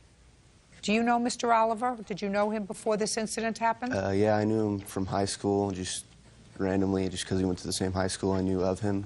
But he wasn't your friend? No. So you didn't invite him to your house? No. What date did this incident happen? May 22nd. Did you invite him to the house, Mr. Estes? No, ma'am. Did you know him from before? No, ma'am. Now, this Christopher person, is that the person that you knew? No, ma'am. You didn't know Christopher either? No. So you didn't know any of the 3 people that lived in this house? No, ma'am. What brought you to the house? My friend DJ was leaving for the Navy, and they were throwing him a going-away party, and he called us and asked us to come by. You know DJ? Yes. Was he having a party at your house? No, ma'am. How many people were in the house on the evening of the 22nd of May? About 7. We each had a friend over. Was DJ there? Yes, ma'am. Okay, so it was the 3 people who lived in the house, plus 4 guests? Yes. All guys? It was Sarah, one of her friends. It was a girl. It was a Sarah girl. is definitely a girl. Well, her friend is a girl. What? Her friend is a girl. And DJ and us 3 that lived in the house. Okay, so it was just a small gathering? Yeah. Okay, now you can sit down. Okay, so DJ said come on over to say goodbye? Yes. He said they're having a going-away party for me, and he asked Well, us it to come doesn't over. sound like much of a party. There were only 7 people there. There was more than 7 people there. There were people in the front yard. There were only 7 people in the house, according to them. Where had you been that evening, Mr. Oliver? I was over at a friend's house around campus. Anybody drinking? Yeah. What about you? Yes. Who was driving? Me. How did I know that? How do you think? I don't know, man. You'll never know. So you were drinking and driving and went over to see your friend DJ, and what happened, sir? When we were leaving the Who's party, we? my friend Ricky, and I had one more friend with me. I guess people overheard us and thought we were going to another party. So we had about 5 carloads of people following us, saying we're going to another party. You had 5 carloads of people following you where? They thought we were going to another party, ma'am. We tried to tell them that we weren't, and they followed us anyway. What time? About 2:30 in the morning, ma'am. You got the picture here, sir, that I'm not happy with you. Yes, ma'am. Keep going. Okay, well, when we got there, we were walking up to the door. Mark lets me and my friend Ricky and David in. You had let 3 of them in, is that right? No. Well, tell me what happened, sir. Thought he just said that you let them in. I opened the door. I was the first one to open the door, and I see there's 30 people outside that I don't know. And I see him and Ricky. They first come in. I never said they could come in. They just kind of pushed me aside and came in. Okay. And then they ran into him. Now, where were the other 30 people that were outside? Just out in my front yard. And I was like, I don't want these people here because my neighbors are going to call the cops, you know. They're making noise. Right. 5 carloads of them. Yeah. So he ran into you. Yes, ma'am. What did you say? I told him it was late. I didn't know who they were. There were 20 or 30 people out in our yard. We didn't want them here. They needed to leave. He tried to push me aside, and I tried to push him out of my house, and he dragged me outside, and Just a second. Well, Mr. Oliver, when Mr. Estes told you to leave, why didn't you leave? Man, Mr. Estes never told us to leave. When we got there, Mark let us in. He stops us in the hall, and he put his hands on my chest and asked who are all these people. Who were all these people? Yeah, because they were still walking up. You mean the other 30 of them? I don't know if it was 30, ma'am. 5 carloads. And he said to you, who are all these people? And what did you say? I said, ma'am, I don't know. They followed us here. And what happened after you Well, said that? when he put his hands on me, I pushed his hand down like that, and I asked him not to touch me because I didn't know him. And he looks at me crazy and tells me that, you know, he pays the MF and rent here, and grabbed me by my shirt like that and tried to push me into the door. And when he did that, I kind of put my weight forward, and when I did, he swung at me, and he hit me in the jaw. And I retaliated by hitting him twice. He falls forward on me, I'm on my back, and I try to get up. I push myself, and he's still got a hold of my shirt. So people are running over there kicking and hitting. I'm getting kicked, he's getting kicked. I can't get up, and then I finally get pulled to my feet from one of my friends. And then when I got to my feet, I saw Mark had a cast on his hand. I don't remember which hand it was. But he's pushing people back, and he swung it at my friend Ricky here. And Ricky blocked, and it hit him in his forearms with the cast. And then Ricky pushed him back, and pretty much got out of there after that. Because I didn't know those people. It was, I mean, it's a rich neighborhood. It's 2:30 in the morning, so we left. I didn't want to be involved with that situation. Well, Mr. Oliver, if you didn't want to be involved with that situation, sir, why didn't you just go home? Because my friend Instead of making trouble by stopping with 5 carloads of people that you don't know that have been out drinking all night because it's 2:30 in the morning and they're going to another party. Instead of being involved in creating a situation where none existed, Mr. Oliver, you created an incident. You had had enough to drink, you were behind the wheel, you were taking a caravan over to someone's house that you didn't know in the rich part of town. You brought with you 5 carloads of drunken teenagers looking for another party. That's what you did. You created an incident because you're young and stupid. Judge Judy continues in a moment. You were arrested for using an illegal drug. No, I got arrested for possession, ma'am. Either you were using or selling. I mean, you weren't decorating your house with it, right? And later today. Until I see your world implode, I wish you death and suffering, misery to spare. To my ex, you know who you are. Real cases, real people. Judge Judy. Gary Estes III says he was assaulted in his home by Ryland Oliver. Ryland says Gary swung at him first. Mr. Oliver, they don't live in a rural area on 30 acres, do they? They live with houses right next door? Yes. With maybe people who are not 19 years old? Yes. Maybe sleeping at 2:30 in the morning? Probably. Maybe not interested in hearing you and your moronic friends? Probably. Ma'am, when we got there, it was not 7 people there. They had people outside Listen drinking to me, in front of the sir. yard. You brought over 5 carloads of people to a neighborhood where they didn't belong.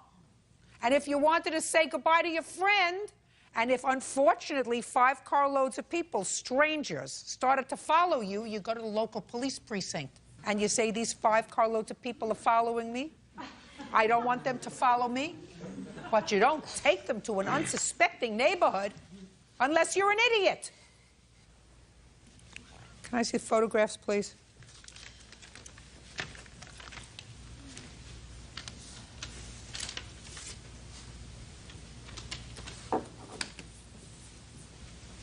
You have photographs for me? No.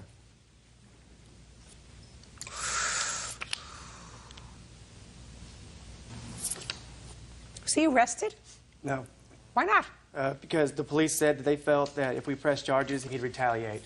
And Can I see your police report, please?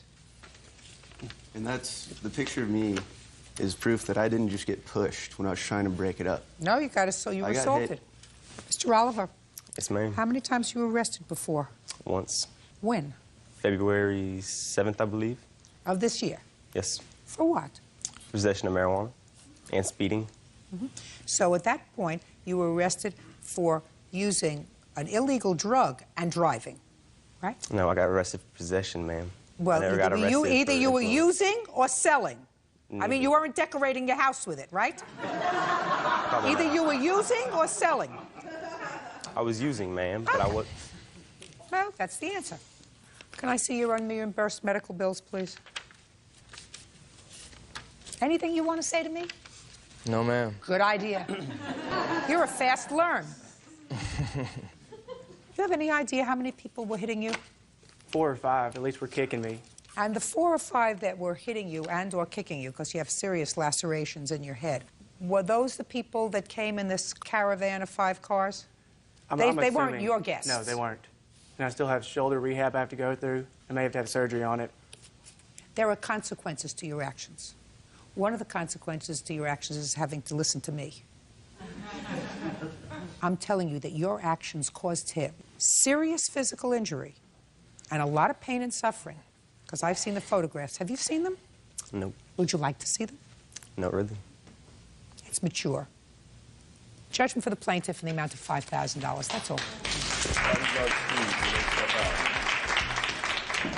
I was getting kicked in the face, and I just tried to cover my head up, and Ryland stomped on my head and split it open. When I was leaving, he was on the ground, and there was people swarming him. All I was trying to do was get people off of him, and then they started hitting me. He was practically unconscious, and he was bleeding like a waterfall of blood from his nose. It was terrible.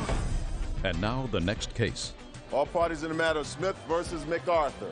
Step forward, please. 19-year-old Jennifer Smith is suing her ex-fiancé, 23-year-old James MacArthur, for destroying her property, throwing her engagement ring in a lake, and slander. Miss Smith, you and Mr. MacArthur were engaged to be married. It didn't work out. And it is your claim that after you broke up, Mr. MacArthur took some of your property, vandalized some of your property, and then posted some very negative things about you on the internet, which you view as slanderous, and you want to be compensated for that. Mr. MacArthur says the only thing that he took back was the engagement ring. Yes. And as far as destroying your property, he did not do that. And as far as placing items on the internet, he says he never mentioned you by name on any website. How long were you engaged, Mr. MacArthur? We were engaged for about 2 years. Did she break up with you, or did you break up with her? She wanted to take time apart, and I told her I did not want that. Okay, so she wasn't sure. Mm-hmm. So that's probably a good idea that you didn't get married. Yeah. If somebody's not sure, it's better off to figure it out now than later, right? Yes, Ron. All right, Ms. Smith, what items do you claim that Mr. MacArthur stole from you? He has several of my CDs. He took my engagement ring. I was later informed that that was thrown into a lake. Well, the engagement ring he's entitled to take back. It was a birthday present. It was given to me as a birthday present. It was given to me on my birthday as an engagement your engagement ring was given to you on your birthday. Yeah, exactly. Right, he's entitled to it back. It was given as a birthday gift, though. Listen to, watch me. He asked you to marry him and gave you a ring on your birthday. It was an engagement ring. Did you show it to people as an engagement ring? Yes. Did you say to them, this is my engagement ring? It was... Did you say to them, this is my engagement ring? Yes. You didn't say, this is my birthday present. You got my drift, Miss Smith. Yes. If you broke off the engagement, it means the marriage never took place. He's entitled to the ring back. And if he wants to throw it in the lake, he can throw it in the lake. And if he wants to throw it down the sewer, he can do that too. Okay? See how fair I am? Okay. Do you have any of her CDs, Mr. MacArthur? No, I don't, Your Honor. I'm not getting myself totally exercised over the CDs. People who were engaged for 2 years, if all they're fighting about is CDs, that means they're not very mature. I also have CDs that he returned to me that were destroyed when I picked them up. I'd like to see those. This is only the ones that were returned to me. That's not the ones that he still has possession of. Some of those are expensive CDs. Some of the CDs that he still has are very expensive. I don't know what you mean they're destroyed. I have no idea what that means. If you look at all of them, each of them has a gouge going from the center to the outside. They're completely destroyed. There's absolutely no way of Well, this one. Yeah, this one is too. How did that happen, Mr. MacArthur? I don't know, Your Honor. Her CDs sat in my trunk. I use my car for work, so I have tools coming in and out of my car every day. I don't Your pay Honor, attention. my CDs were in a CD case. Yeah, Mr. MacArthur. That looks like somebody purposely did that. And it's identical. Shh. You know how fair I am. This looks like somebody purposely did that. But doesn't that look to you as if somebody did that with something? Yeah, by all means. You know what I mean, Mr. MacArthur? Yes, Your Honor. Now, I don't think she would do that to her own CDs, because that would be stupid, especially since she broke up with you. But it would seem to me that you were pretty angry. So I have to put 1 and 1 together. That makes you. All right. So now you have these destroyed CDs, which I am placing squarely at the foot of him. That doesn't include the ones that he still has. I just answered your question about that 2 minutes ago. What part of I don't care don't you understand? There's no excuse for him vandalizing your property. What's the excuse for him posting vulgar, slanderous stuff on the internet? Well, that I want to see. There's no excuse for it. There's a reason that he might have done it, but that doesn't mean that there's an excuse. He says that he never did it, although he called my house and he called my mother at her work. Don't tell me what he told your mother unless your mother is here. Is this what you're telling me? Yes, it is. Came off the internet? Yes, it is. I was told to read that. He doesn't mention your name here. No, but it says to my ex, you know who you are, and I was told that Don't tell me what you were told. To read it. Listen to me. Don't tell me what you were told. That's hearsay. And listen to me. He says, as far as his ex is concerned, one day the sun will die and the night will crawl. Until then, until I see your world implode, I wish you death and suffering, misery to spare. To my ex, you know who you are. Right? I called him right after I read them, and I said, what is this about? He said, oh, I didn't mean to hurt you. I said, you wrote that, yet you didn't mean to. How could that not hurt me? Ms. Smith, you have to understand what slander is. Slander is something that you say that is not true about somebody in a way that they can be identified. For instance, if he said, my ex, Jennifer Smith, has the following diseases, so everybody better stay away from her, and that's not true, then you can sue him for slander. I'm speaking, you're not listening. That's slander. If he wrote you a letter, and in the letter said to you, I wish you had a slow, painful death, and I was there to watch. I wish you suffer and get a vile disease. And he wrote that to you in a letter. That's not slander. That's the way he feels. That's protected speech. If you wrote this, I assume you did. He's entitled to do that. It is slanderous, though, because at the top of it, it says, I just left someone who did nothing but use me for my money, and when she was done, she went and found someone new to do the same to them. My current boyfriend was hesitant about even talking to me because of that, because he assumed that because he stated it, that... Listen to me. Who showed your boyfriend this? I did. Listen, I would like to... Listen to me. I want you to kiss the ground. You got the ring back, and that you're moving on with your life, because she's not wrapped too tight. You got it? Good. But you can't scratch her CDs, because that's childish. Do you understand? Yes, Your Honor. That you got to give her $150 for. The rest of your stuff is nonsense. What'd you do with the ring, by the way? Threw it in the lake. Attaboy.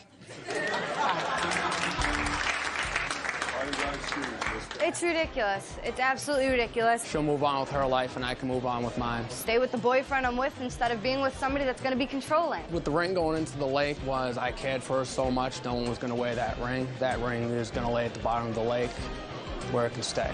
25-year-old soldier Jonathan Pasquinelli is suing his former live-in girlfriend, 24-year-old Laura Weathers, for rent and utilities. Jonathan says while he was in Iraq, Laura didn't pay their bills. All rise.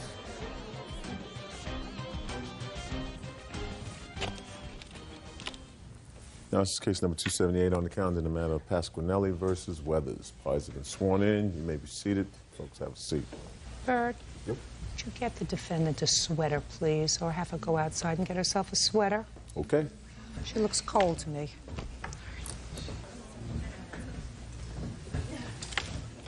We'll be with you in a moment, sir.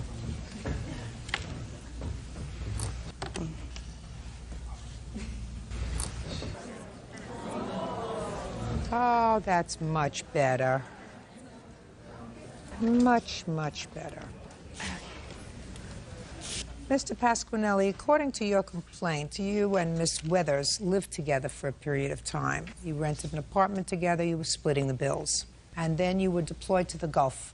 Yes. And it was your arrangement with the defendant that she was going to stay in the apartment, that you would continue to pay half the rent, and she would pay half the rent, and she would pay all the utilities since she was living in the apartment. Yes. You returned from the Gulf and found that she had not paid the rent, that the utilities were never paid, and according to you, she owes you a bundle of money. Yes. The defendant says that she only lived in the apartment for 5 months after you left, and you agreed to cover her rent because she was a little short, and in addition, she never received the utility bills. They went directly to your parents' house. That's your defense? That's correct. All right. When did you move into the apartment together, Miss Withers? November. What was your financial agreement? That we would split the rent and the utilities while he was How much was away. your share of the rent? $675. Is that correct, sir? No, it was actually $575. And how long did you pay the $575? Up through January, February. Through January. When were you deployed to the Gulf, sir? January 17. Now, what about the utilities? Did you pay half of the utilities up until he went away? I did. Is that correct, sir? Yes, she did. Now, how did your agreement change, Miss Weathers, when he left for the Gulf and he was no longer living there? I actually ended up getting a DUI because my truck broke. I had a tire. It was a brand new truck, and he had said that while I was paying my $3,000 lawyer and all my fines and my truck, that I wouldn't have to pay and that we would do it. I would get it back to you eventually. And what?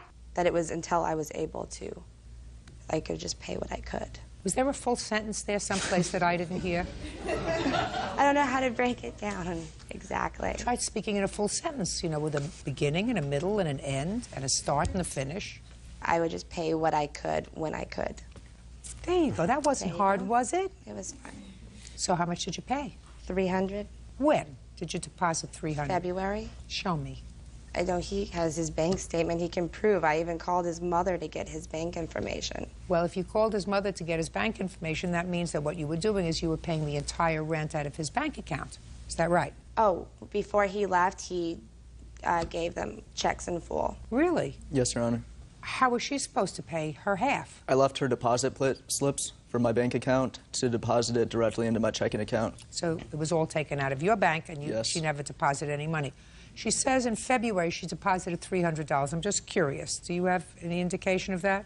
I don't, but I will say that's true. She did deposit that money. So your agreement now, according to you, now that we got a full sentence, Ms. Withers, was that when you could, you would pay him back. That's correct. After the $300, when did you start paying him back? I didn't. Why? Because we were talking, and it was just pretty much that whenever I could pay it, I would, and at the time, I couldn't.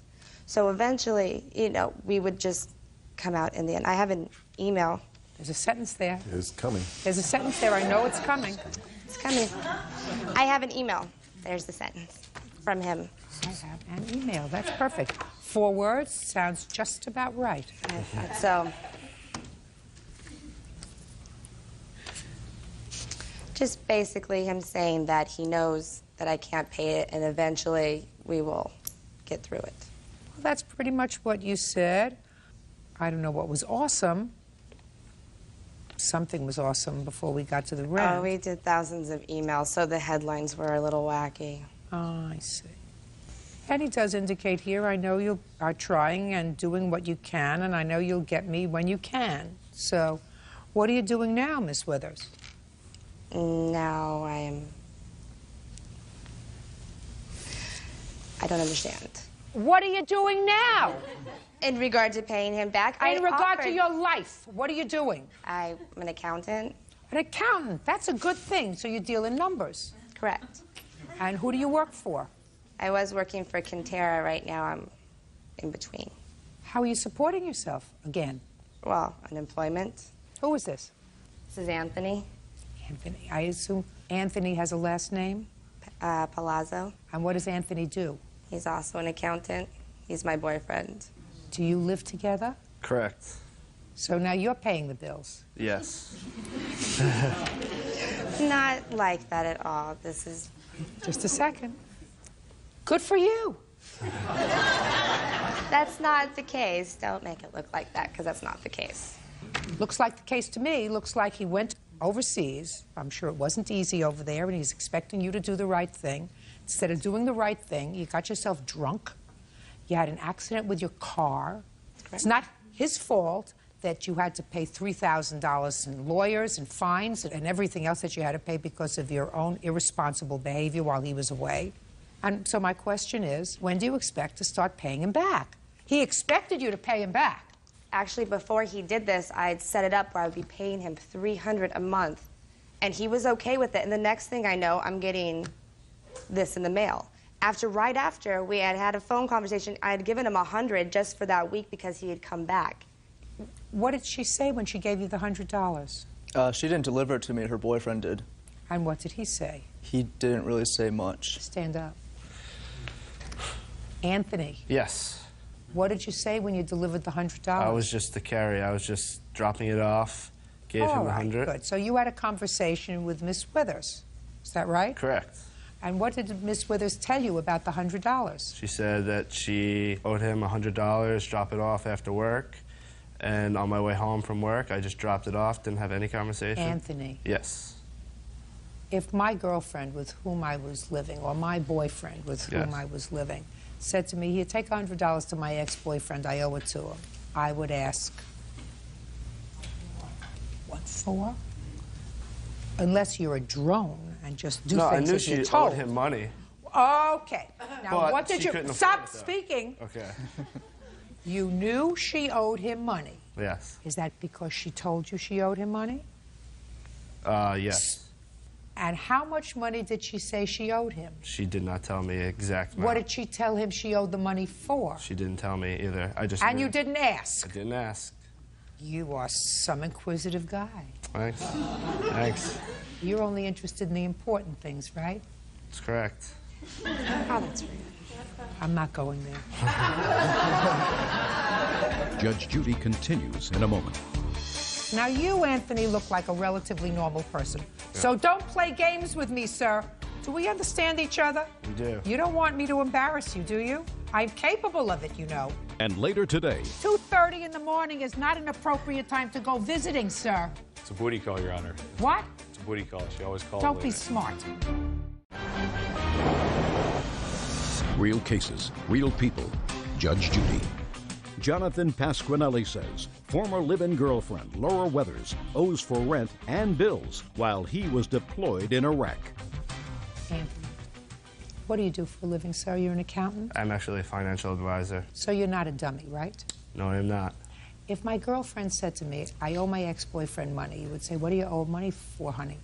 How much do you owe him? Did you have a payment schedule? What are you going to do?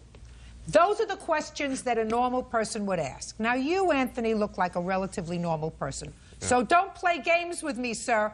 Do we understand each other? We do. You don't want me to embarrass you, do you? No. Any more than I have done already? I'm capable of it, you know. Okay.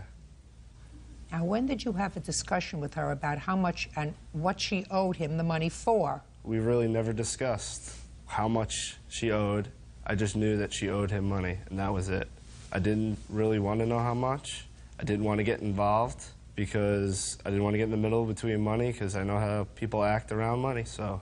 You didn't want to be responsible. Correct. Now, Anthony. Yes. That's smart. Thank you. Because if you say, how much do you owe, and she tells you, the temptation might be there to say, let me give it to you because I don't want you to have any connection with him anymore. Correct. So you didn't do that. I didn't want to know. And Why didn't you want to know, Anthony? Because I didn't want to know how much it was. It could have been a lot, it could have been a little. I didn't want to know. Well, you said I didn't want to know 3 times, and so I'm asking you, why didn't you want to know? Weren't you curious? No. Weren't you a little curious, I was Anthony? Not at all. When were you deployed, sir? In January? January 17. When did you get home? July 31st. So she was there ostensibly for 5 months, is that right? I don't know when she left. I don't care when she left. She was there for 5 months. Fine. That she owes you money for. And she owes you $2,875. Now, tell me about the utility bills. When I got home, I had a $617 gas and electric bill. Can I see it, please? What were you doing there? I wasn't even there. Were you making wine? What were you doing? I have no idea. I Actually, wasn't. this is gas and electric also. And these are unopened. Just, I didn't know if... Can I see the unopened ones, Yes. please? This is actually cable, which I'm not allowed to have cable in San Diego anymore because the bill's Okay. never paid. You live at 9215? Yes, I did. Okay, and these were sent to 9215? Well, she paid you $300, so I'm deducting that from the $28.75, leaving $25.75. And here is a bill. Ooh, past due, date mailed, May 3rd. You would still be there, right? No, I moved out in the beginning, in the beginning of May. I wasn't there. Well, this is mailed on May 3rd, so you owe $574.27 for this. Cable. I tried disconnecting that because, number one, I'm not home. Number two, we have no computer, which we needed internet for. And because my name wasn't on it, I couldn't disconnect it. Why didn't you email him? Name's on the bill. Shh. Why didn't you email him and tell him? No, that's the time. Listen Warner. to me. Why didn't you email him and tell him to cancel I did. it? I had emailed Show me. him. Show me.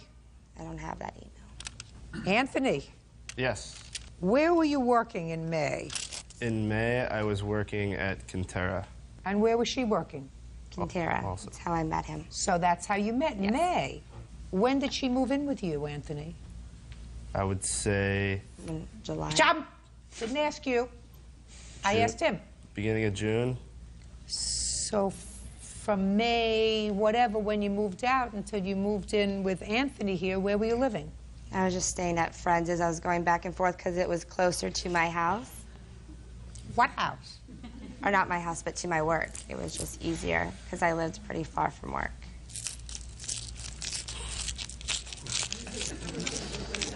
Ever been married, Anthony? No. Don't do this one. You getting the drift? I do. You do get, I know that you get it, Anthony. I'm looking at your eyes. She went wine tasting and forgot to pay the bill in February. I didn't go wine Listen. tasting. You told- Sir, listen to me. Very There was a $69 late payment on that bill. $3,688. Sounds good to me. Very good. And say, who is this young lady? This is my sister. Very nice young lady, very nice. Thank you. Say, thank you. I got home safely, right? Yes. I didn't make any big mistakes over there, and I didn't make any big mistakes over here. Got it? Got it.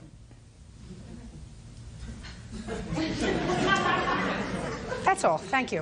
Parties are excused. You may step out.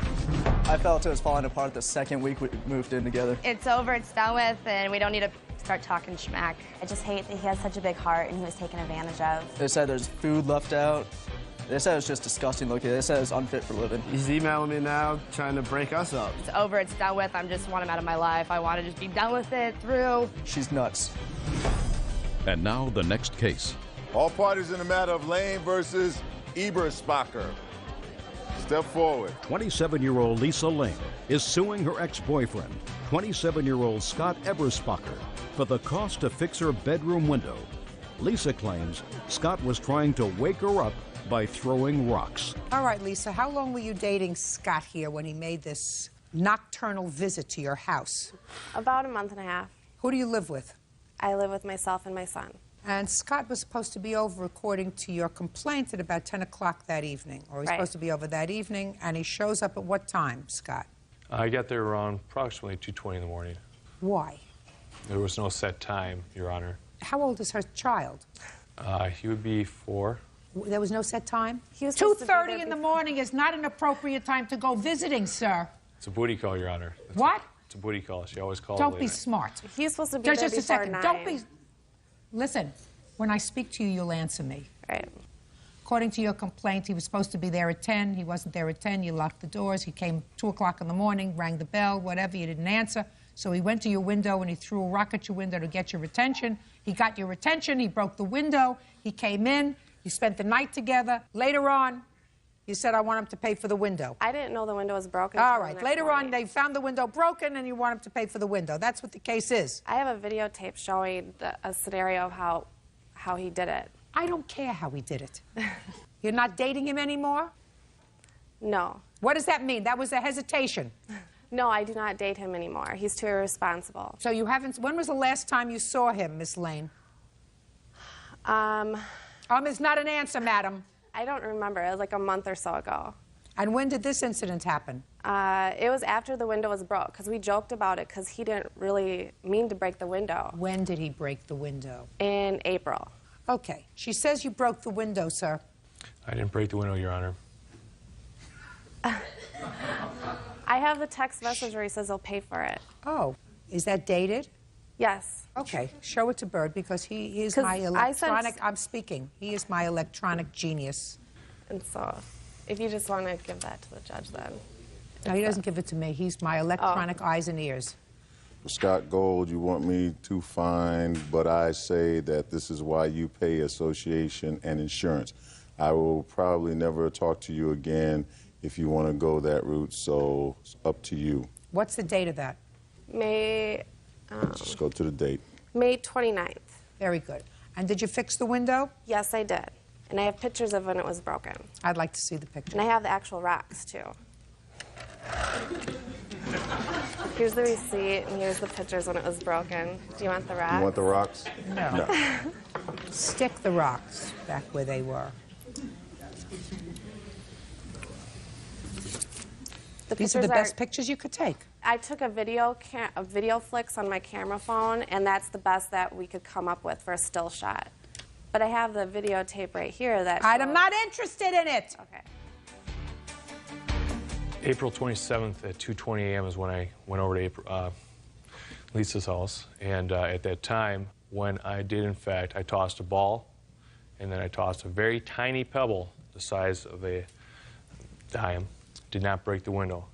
Matter of fact, the next morning when she had walked out, we walked out together, there was no broken glass or anything to my appearance or her appearance. That's not English, to my appearance or to her appearance. Okay. To my knowledge and to her knowledge, there was nothing broken. Don't tell me about her knowledge. So your knowledge, there To was my no, knowledge, there was no nothing broken broken. window. Well, Correct. then your knowledge is limited. Judgment for the plaintiff in the amount of $360. That's all.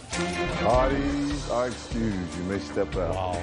She knows her stuff, and she could see right through the fact that he was lying. She then therefore notified me that there was a broken window and there'd be a $400 toll fee being assessed to me. Normally, guys throw pebbles in the movies.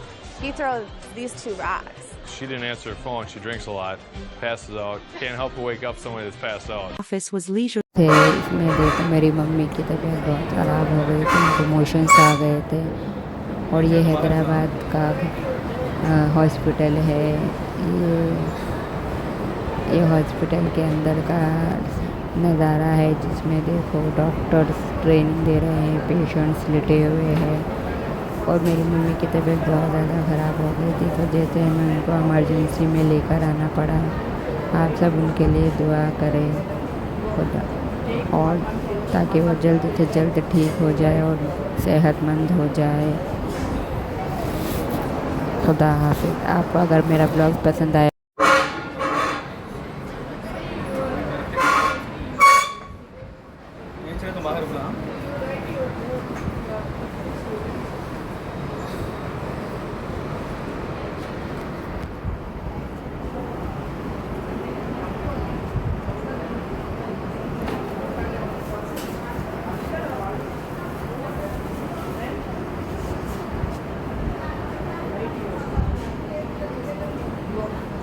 1 month patient, and you write